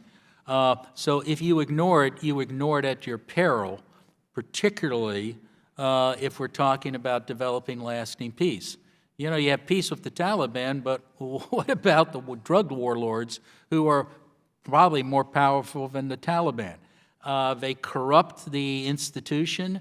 They're recognized by the Afghan people as that, and if we tolerate them, or if we allow the Afghan government to tolerate them, you can kick the can down the street just so far, and that's a problem. So I don't know if that answers the question, sir. What, do you ever see, it seems like these folks, we get a new regime in or whatever, and the drug warlords just seem to transcend to the next one. Is that because of their immense power, their cash flow, or is it a combination thereof? I think it's a combination of it. And again, I don't want to downplay how difficult it is to fight drugs. Yes, we have a problem here in the United problem. States. You go look at Mexico, you look at Colombia, you look at developed countries are having a problem with it. You put it in a country like Afghanistan, it dwarfs a lot of the other problems. The sad side thing is, over the last 18 years, drug usage in Afghanistan has skyrocketed. And I can't remember, and I can get back to you on the data on the UN, I think Afghanistan may have the highest addiction rate of any developing country now. But I can double check that. I may If you could get back to me, that'd be great. No big deal. But thank you so much for being here. I'll yield back the remainder of my time, Mr. Chairman. Thank you. Thank you, Representative. I call on myself now. I'm next in the lineup. I want to ask you, Mr. Sopko, and first of all, thank you for your testimony. I want to ask you about our diplomatic corps and the State Department and the efficacy of our diplomatic efforts. While the United States has continued to spend billions of dollars annually, we apparently did not invest enough in our foreign service officers and diplomacy to train and retain experts. Given that we sought to achieve peace and development in Afghanistan, more military was not always the right answer. Whether rebuilding or negotiating with the Taliban, personnel within the State Department, of course, is of the utmost importance. So here are my questions for you. What can be done to empower and strengthen the diplomatic corps? I think, first of all, I think you hit a right point on empowering and strengthening them. They're essential. Problem in Afghanistan is the ambassador has been, it's sort of de facto, his role as the senior U.S. government official has been downplayed by the fact that there's a military officer sitting across the street. What I was going to ask you about the interplay more money. between, right, the interplay between our military folks that are there and the diplomatic folks that are there. The problem is that the State Department, I think you've hit it on the head, is underfunded. USAID is underfunded in comparison to the military. We're fighting a war in Afghanistan, and I'm not saying we shouldn't fund General Miller and RS the way we're doing it, but I'm just saying is you can't ignore the diplomats, you can't ignore USAID. You particularly saw this at the PRTs and at the regional groups. When we set up, we were supposed to be aid and state and the military out there in the region. Well, military all showed up. They had the money, they had the manpower, they had the SERP funds. Where were the state and aid people? There weren't enough of them to go around, and that is a problem. I'm old school. Development should be done by development experts. Those are diplomats and aid officials. They should not be done by the U.S. military. And we highlight, when we give that task to the U.S. military, it almost automatically fails. And that segues right into the next question that I wanted to ask you is, why does the military appear to be at the forefront of nation building in Afghanistan rather than the State Department or USAID, especially in light of the fact that this has been going on now for 18 years? So there's been plenty of opportunity to make course corrections. Why do you think this is? Because we've emphasized the war fighting and we've given short shrift to development and reconstruction. And the military has the weapons, and they have the manpower, and they have the money. And what does that say, or what does that portend for when our presence, our military presence, is no longer there at some point? It's a big issue. It's one of those risks you face. Because, for example, our military assistance program has been run by the military. We've trained the Afghans to deal with the military. They haven't been trained to deal through the normal embassy functions. So there are some serious problems here. It's an area I think Congress needs to look at. Thank you, Mr. Sopko. I'm going to go now to Mr. Levin from Michigan. Thank you very much, Mr. Chairman. Mr. Sopko, thank you for your public service. I really appreciate it, and for coming here today. Cigar interviewees indicated that politics was partly to blame for the sheer amount of money poured into Afghanistan, even as money from prior years was left unspent, and officials made clear that Afghanistan didn't have the capacity to put so much money to proper use. Apparently, policymakers claimed, quote, the political signal by a budget reduction at a turning point in the war effort would adversely affect overall messaging and indirectly reconstruction efforts on the ground. The articulation of goals for the purpose of budgeting and programming was largely secondary to the political implications of budgeting, end quote. In short, it seems like short-term political expediency was prioritized over long-term effective policy. No one wanted to support budget cuts and risk being blamed if things went badly. In your view, to what extent were budgeting decisions in Afghanistan made due to political expediency? We have not looked at that. I think we have, because it really goes beyond my mandate, but that issue has come up of just too much money sloshing around, and the motivation was to spend it. And that led to a lot of the problems. But we have never looked at it back on this side. Well, so, you know, here you are testifying before Congress, and I really want to get your advice about what we can do here to insulate the budgeting and policymaking processes from political pressures when it comes to matters of war and peace, or just narrowly speaking, this war and peace in Afghanistan.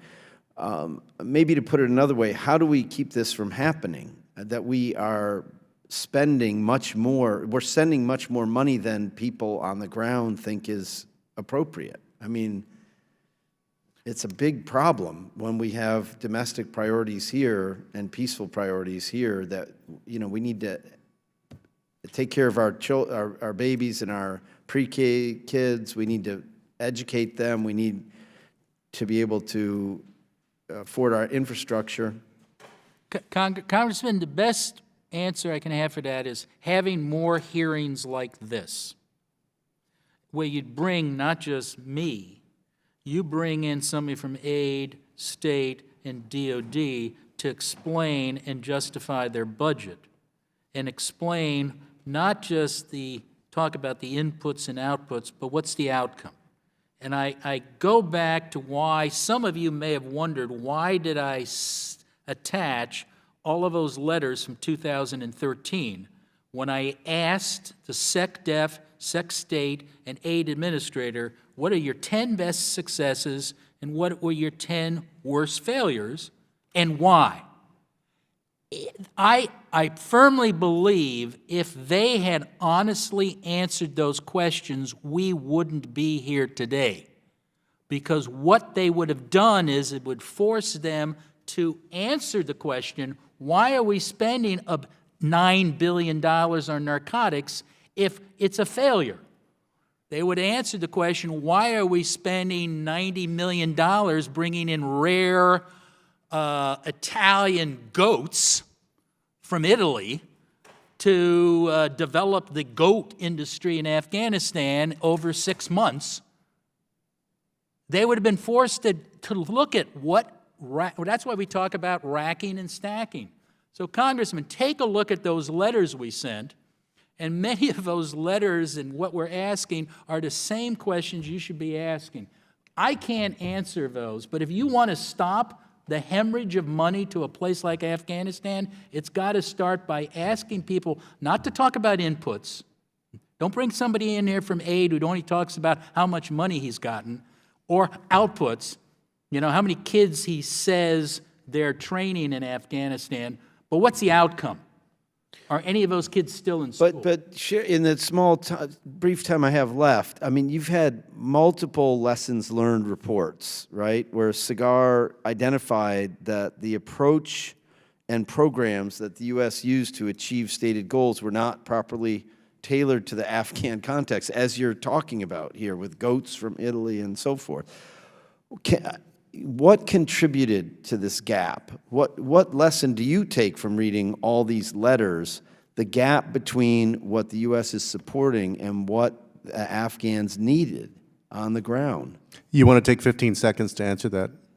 I think I go back to the institutional hubris and mendacity that I talked about. We have incentivized lying to Congress. And by that I mean the whole incentive is to show success and to ignore the failure. And when there is too much failure, classify it or don't report it.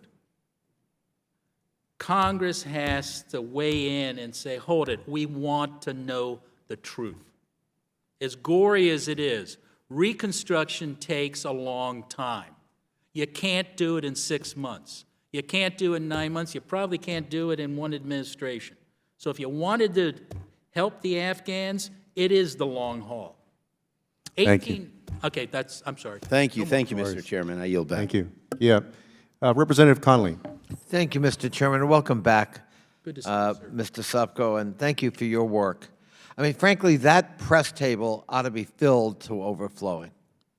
The story about Afghanistan and the United States military and economic assistance to that country really deserves the kind of scrutiny you've been trying to provide and get attention to.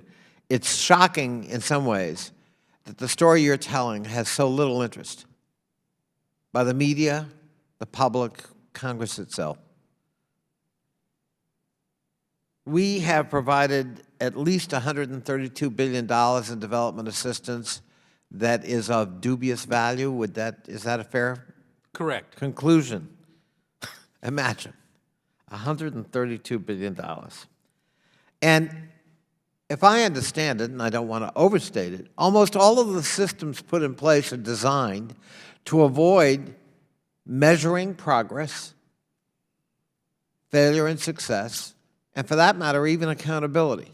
So, for example, you earlier testified there are almost no metrics for how we doing. Did it work?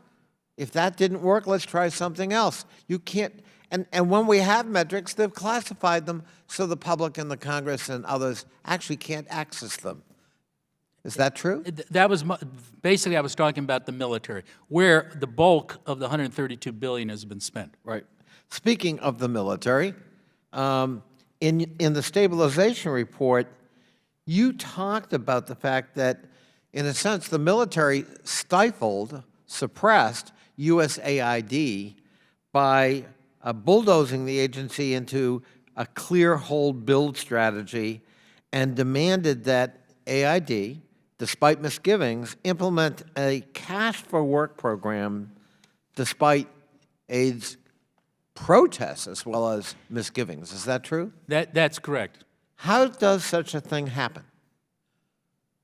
Well, how did AID lose its independence of judgment? After all, it is the agency in the federal government with domain expertise in development assistance, not the Pentagon. yeah, I can't fully answer that other than to say that who you give the money to, and I suppose who you give the guns to, really calls the shots, but it's who you give the money to. If there's only one aid person and at a table and there's 23 guys and gals wearing green suits, I think if there's a vote, you know who's going to win.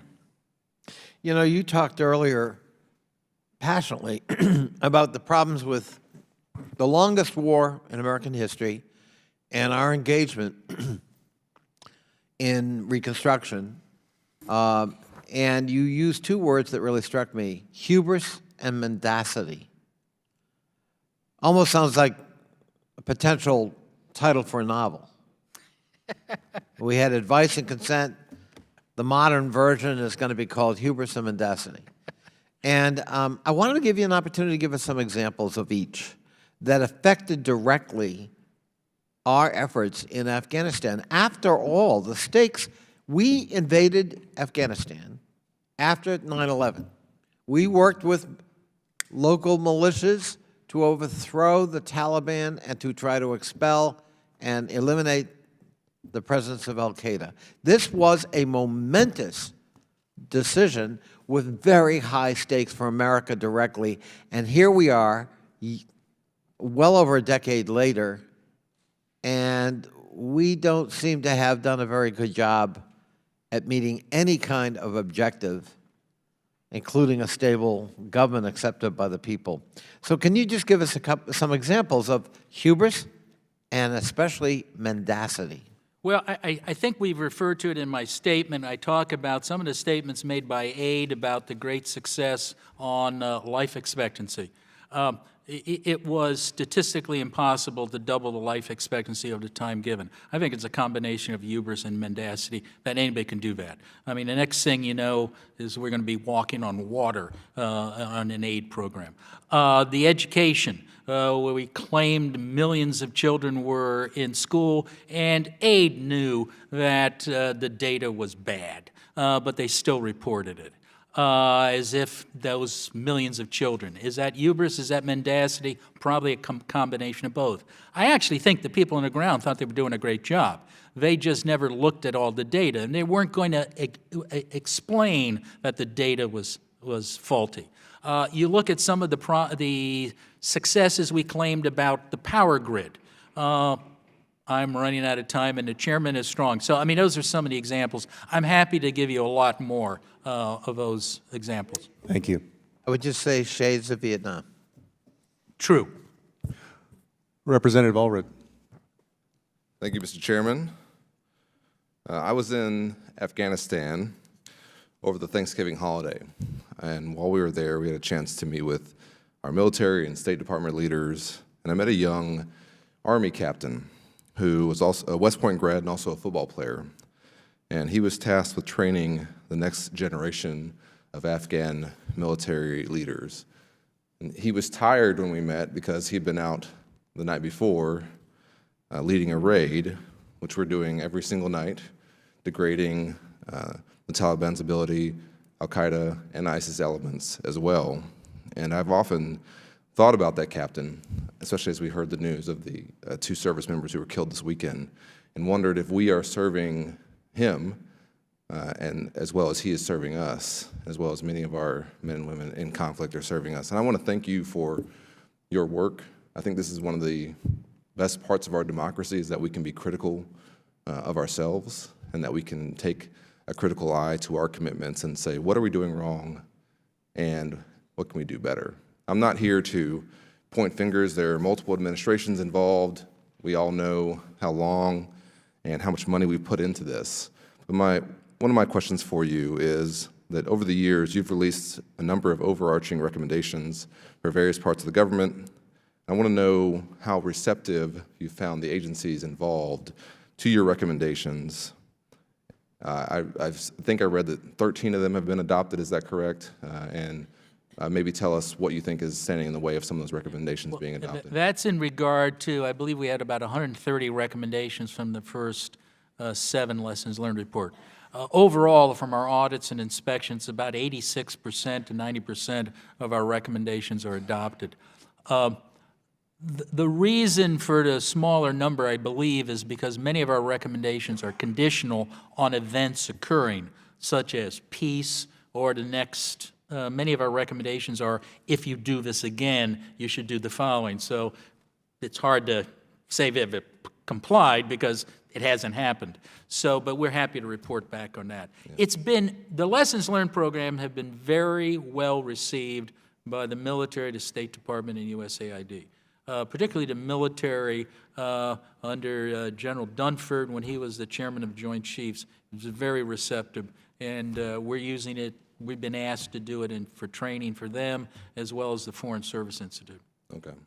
Well, I know that this has occurred before, but while I was there, we were told that a new generation of Afghan military leaders were emerging, particularly in their special forces, and they were leading most of the kinetic fighting and doing actually a decent job. And I was wondering if you could provide you and your agency's opinion on the generation of leadership that's coming through the Afghan military, whether or not they will be able to stand up when we stand down, And if I know that's some of this is a military consideration that's outside of your purview, but from the reviews you've done and over the years of your experience, how you believe that's progressing. Well, Congressman, it's a good point. It is in our purview because it's part of the train, advise, and assist. So as for the special forces, I think that's a success story. Our training and advising and assisting the Afghan special forces is a success. We highlight it. We continue to highlight it. I can give you more detail if I had the time, and happy to brief you on it. Just as I said with the air program. We all are hoping for a new generation of officers, senior officers in the Afghan military. I know General Nicholson spoke that this was what we were hoping for. A lot of those officers were old Soviet-trained officers, and they finally got rid of them. They retired them. They pensioned them off. But it's too early to tell. We're talking about the law that pensioned all these older officers off was about less than a year old or maybe older. We don't know. But the problem is that below that corps level, maybe below that officer level, you have a lot of corruption, a lot of incompetency, and it's seriously hurting the Afghan military. The biggest problem is not casualties, it's desertions. It's people disappearing, or it's people who never existed, and we're paying their salaries. So we all have to respect the Afghans for doing what they're doing with the current situation. It's a difficult situation. Many of them aren't being paid or fed. They have to buy their own food from their officers who steal it from them. Yeah, thank you. I yield back. Representative Spanberger. Good afternoon, Mr. Sopko. Thank you for being here. I, like many of my colleagues, recently visited our armed forces in Afghanistan and had the opportunity to meet with many of our men and women who are working on training special forces and Afghan pilots. So it is good, as we're discussing the what's working, what's not, to hear some of your discussion related to those two success stories. And you've talked a lot today about the fact that we are spending too much money and the waste and abuse of U.S. taxpayer dollars that we have seen in Afghanistan. And as we are moving towards the congressional appropriations process, I was wondering if you might dive into that question a bit more of where are we spending too much money? Where are there places where we're witnessing these abuses? And are there things that we as members of Congress could prioritize or should consider as we move towards appropriations to ensure that we are not seeing the continued abuse in the way that we have witnessed over the past decade or more? I can't give you specific recommendations, but what I would go back to is look at the justification for some of these programs. What has been the outcome? Ask the agencies, what has been the outcome of funding, let's say, counter-narcotics?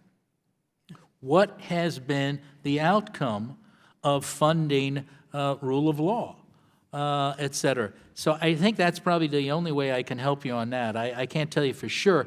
I think let's look, and this is what we did when we briefed General Dunford, let's look at the successes and see if we can't duplicate that in, let's say, the rest of the Afghan military. And we were very hopeful that we were going to do that, and they sped us, they proposed, and I think they still have these brigades, excuse me, security forces assistance brigades where they were trying to do that, but I'm not absolutely certain if the latest brigade has gone out, has it?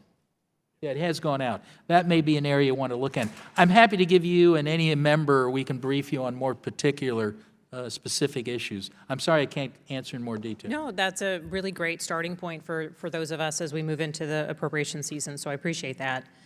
And one next piece is we're kind of zooming out from the challenges that we've seen in Afghanistan.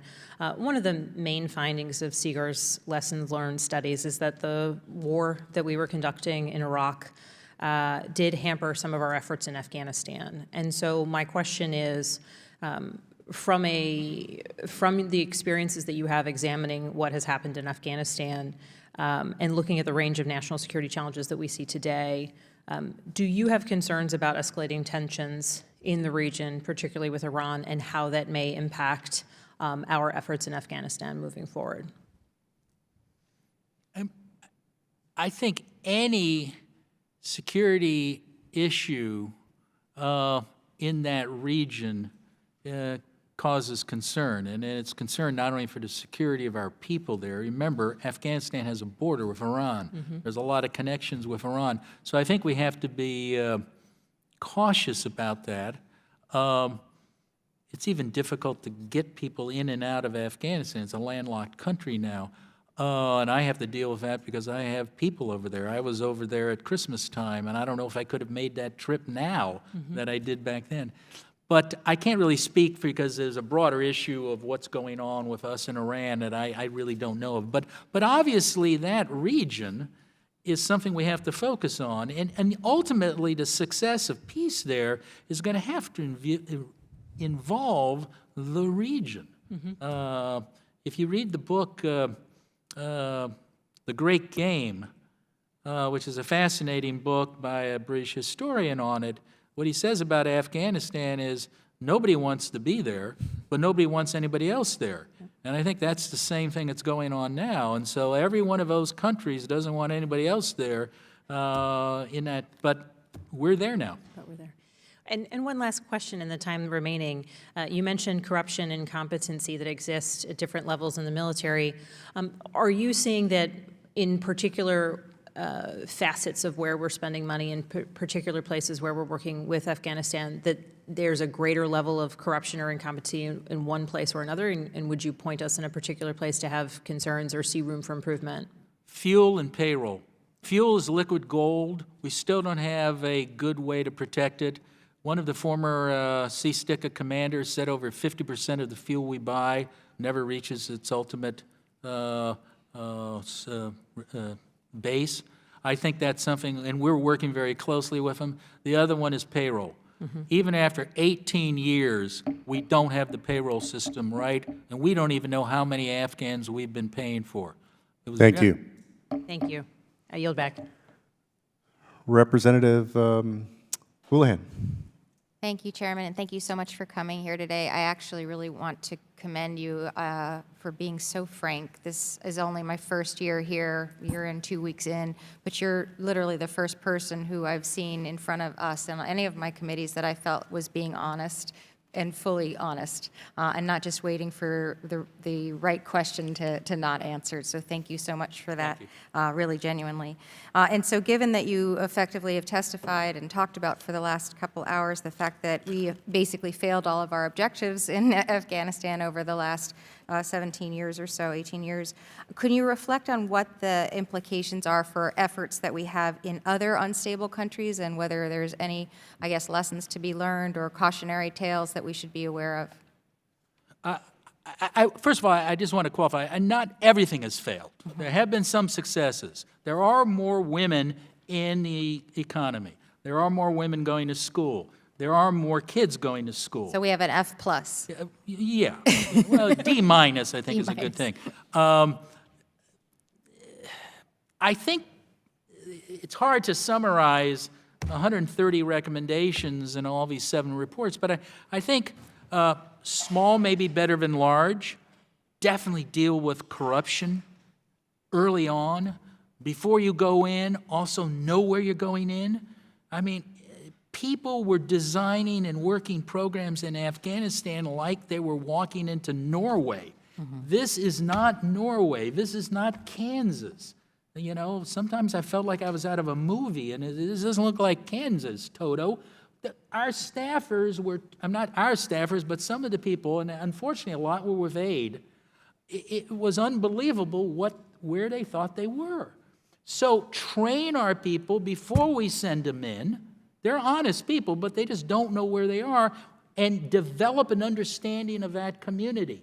Know who the warlords are and who their brother and who their 7th cousin is, because you may not want to give the contract to him, but you just gave it to his cousin. We have that capability. Our intelligence people know how to do that. But if they're not told to do that and we don't follow them and follow their advice, we're going to fail. I mean, one of the other things is we have a tendency allowing counterterrorism to trump counter-corruption. And when you do that, you still have a security problem. Am I over or under? No, you're under, but I do have, Okay, I do have one more question, which you You're spoke. strict. You spoke a little bit about the importance of calendar versus condition-based timelines or vice versa. Can you give us a little bit more detail about why you thought that our strategy in Afghanistan was not successful because of improper selection of those timelines? Well, it just basically goes back to decisions should be made on the reality and on the facts on the ground, not an election cycle over here or a number pulled out of the air. How do we make a difference in that? You know, other than we are driven by calendars and we are driven by election cycles, and is there some change in funding or sources or timelines that we can be helpful with? I think it's having an educated electorate and an educated Congress to say, look, we're not going to put a timeline on it because we know it didn't work in Afghanistan or it didn't work in this other, and that won't work. I think it's being honest to ourselves that development takes a long time. Hopefully that is one lesson we have learned from Afghanistan, is it takes a long time to try to build a government that's not corrupt or that can keep the bad guys out, the terrorists. And if we think we can do it in 1 year or 9 months or 2 years, we're smoking something. And I can't, you're asking me how do we, this is common sense. So I don't know if that answers the question. I'm sorry. It could be just after 8 years of this. And I only have about a half a minute left, and I just do want to conclude with an appreciation, particularly of your emphasis on the fact that a lot of information in the classified environment is not available to us here in the Congress, and that we certainly can't provide oversight or fulfill the responsibilities that we have if we don't have access to that information. Well, it may be available to you, but it's going to be in a closed environment, and it's going to be very difficult for your staff to work with it. And more importantly, it's going to be very difficult for the American people to know what's going on. They're the ones paying for this, and they have a right to know. Agreed, and thank you, sir. I yield back. Thank you. Representative Malinowski. Thank you, Mr. Sopko. Great to see you. Thank you for your work and for your honesty. And, of course, we have been focused over the last minutes or hours on what has gone wrong in Afghanistan, and there's a great deal to talk about there. In my view, there are several fundamental mistakes, many of which you have touched upon. First of all, in the early years, the decision to try to do this on the cheap, the diversion of the war in Iraq, which then required our people in Afghanistan to rely on the power brokers who were already there, who happened to be violent, brutal, corrupt warlords, and under those circumstances building the basic system of justice that was always the Afghan people's #1 demand proved impossible. And then, as you just put it very, very clearly, even after that, even after we recommitted, we consistently prioritized counterterrorism over counter-corruption.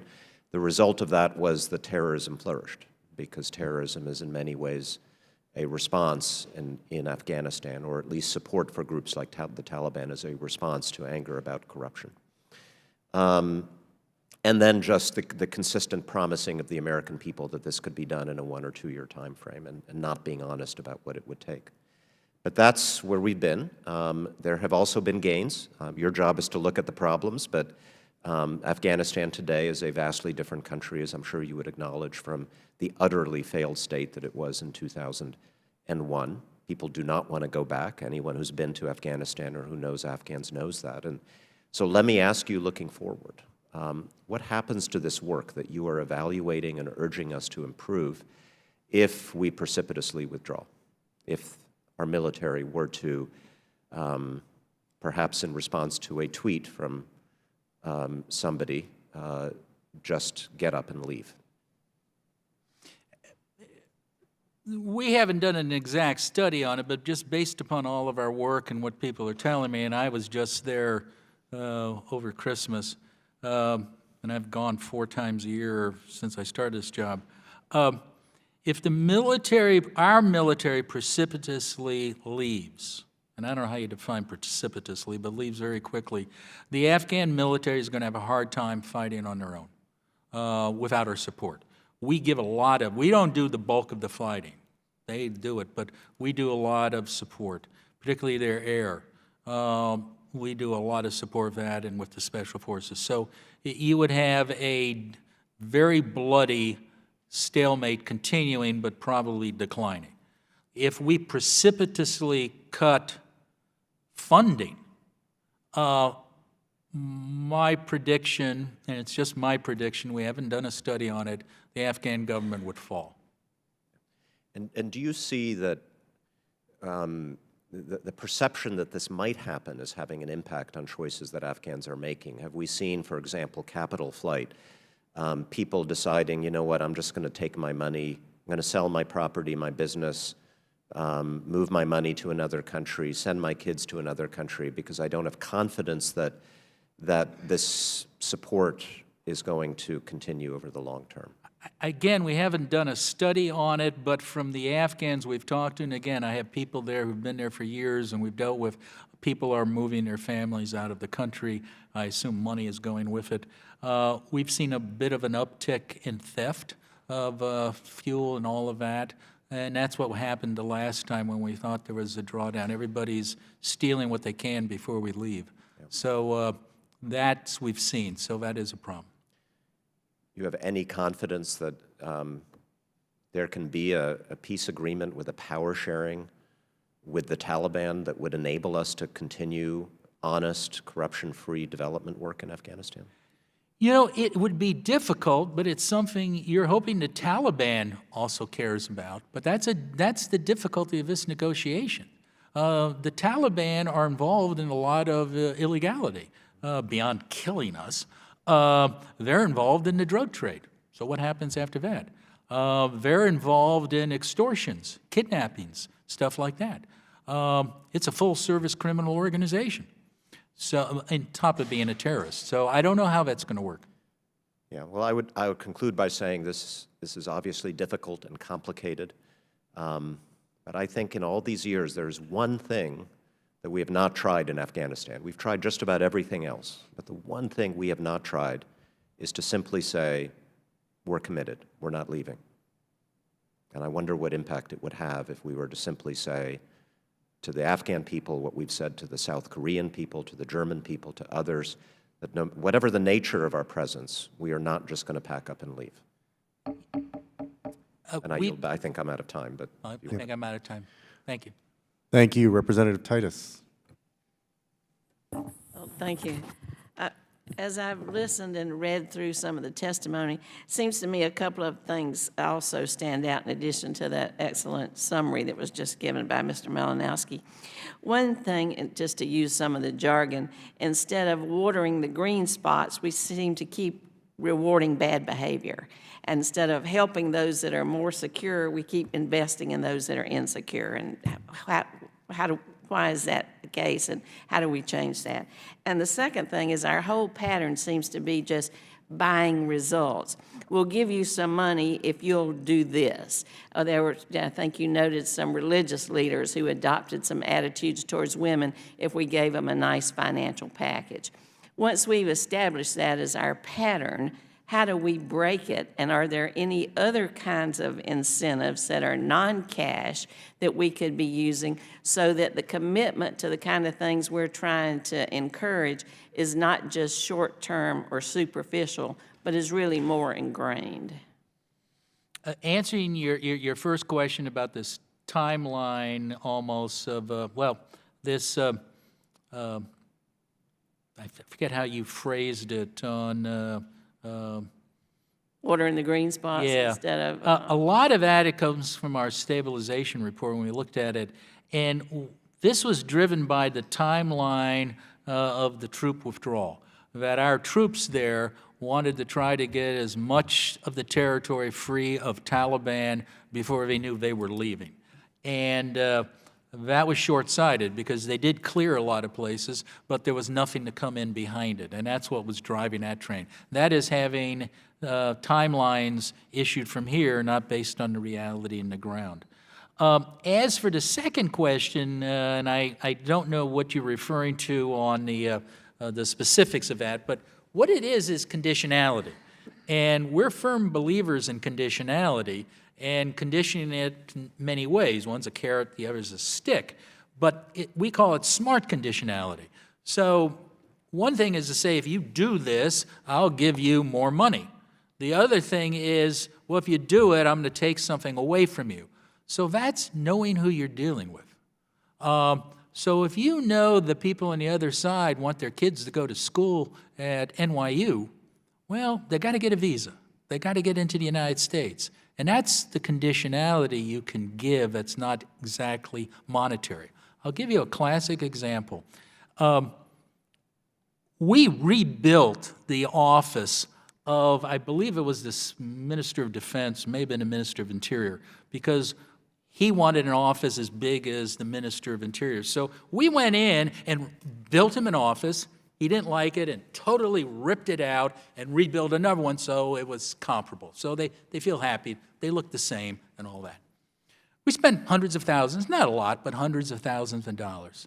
I remember asking the Sea-Sticka commander after we had done that. We built an office, ripped everything out, spent U.S. taxpayers' dollars to make it look pretty again, so he was happy. I said, what did you get for that? He had no idea what I was talking about. I said, you just did a favor for him. What did you get? Did you get him maybe he's going to fight corruption in some area? That's smart conditionality. That's knowing who you're dealing with. And that's, I think, a way we can proceed, and we haven't really done that too much. As a matter of fact, we're right now asking for what type of conditions we've imposed on the funds to the Afghan military. And if I'm not mistaken, they're refusing, I believe, to give us their current conditions. By they, I mean our U.S. government officials. I serve on the House Democracy Partnership, and Afghanistan has been a partner since 2016, but we have very difficult time engaging with them. And I think it goes back to the point that you made that early on you said successful reconstruction is incompatible with continuing insecurity, and that's just one little example of how very true that is. Correct. Well, thank you very much for your testimony. I yield back. Thank you, Representative. Mr. Sopko, that concludes our witnesses. Do you have any closing comments or statement you'd like to make? Other than to thank you very much and thank the chairman and all the members for giving us this time. This is very helpful, I think, for not only you, I hope, but also for the American people. Well, thank you to our members of Congress and also to our witness, Mr. Sopko. Mr. Sopko, thank you for your candor and for your hard work on these issues. The hearing is concluded and the committee stands adjourned.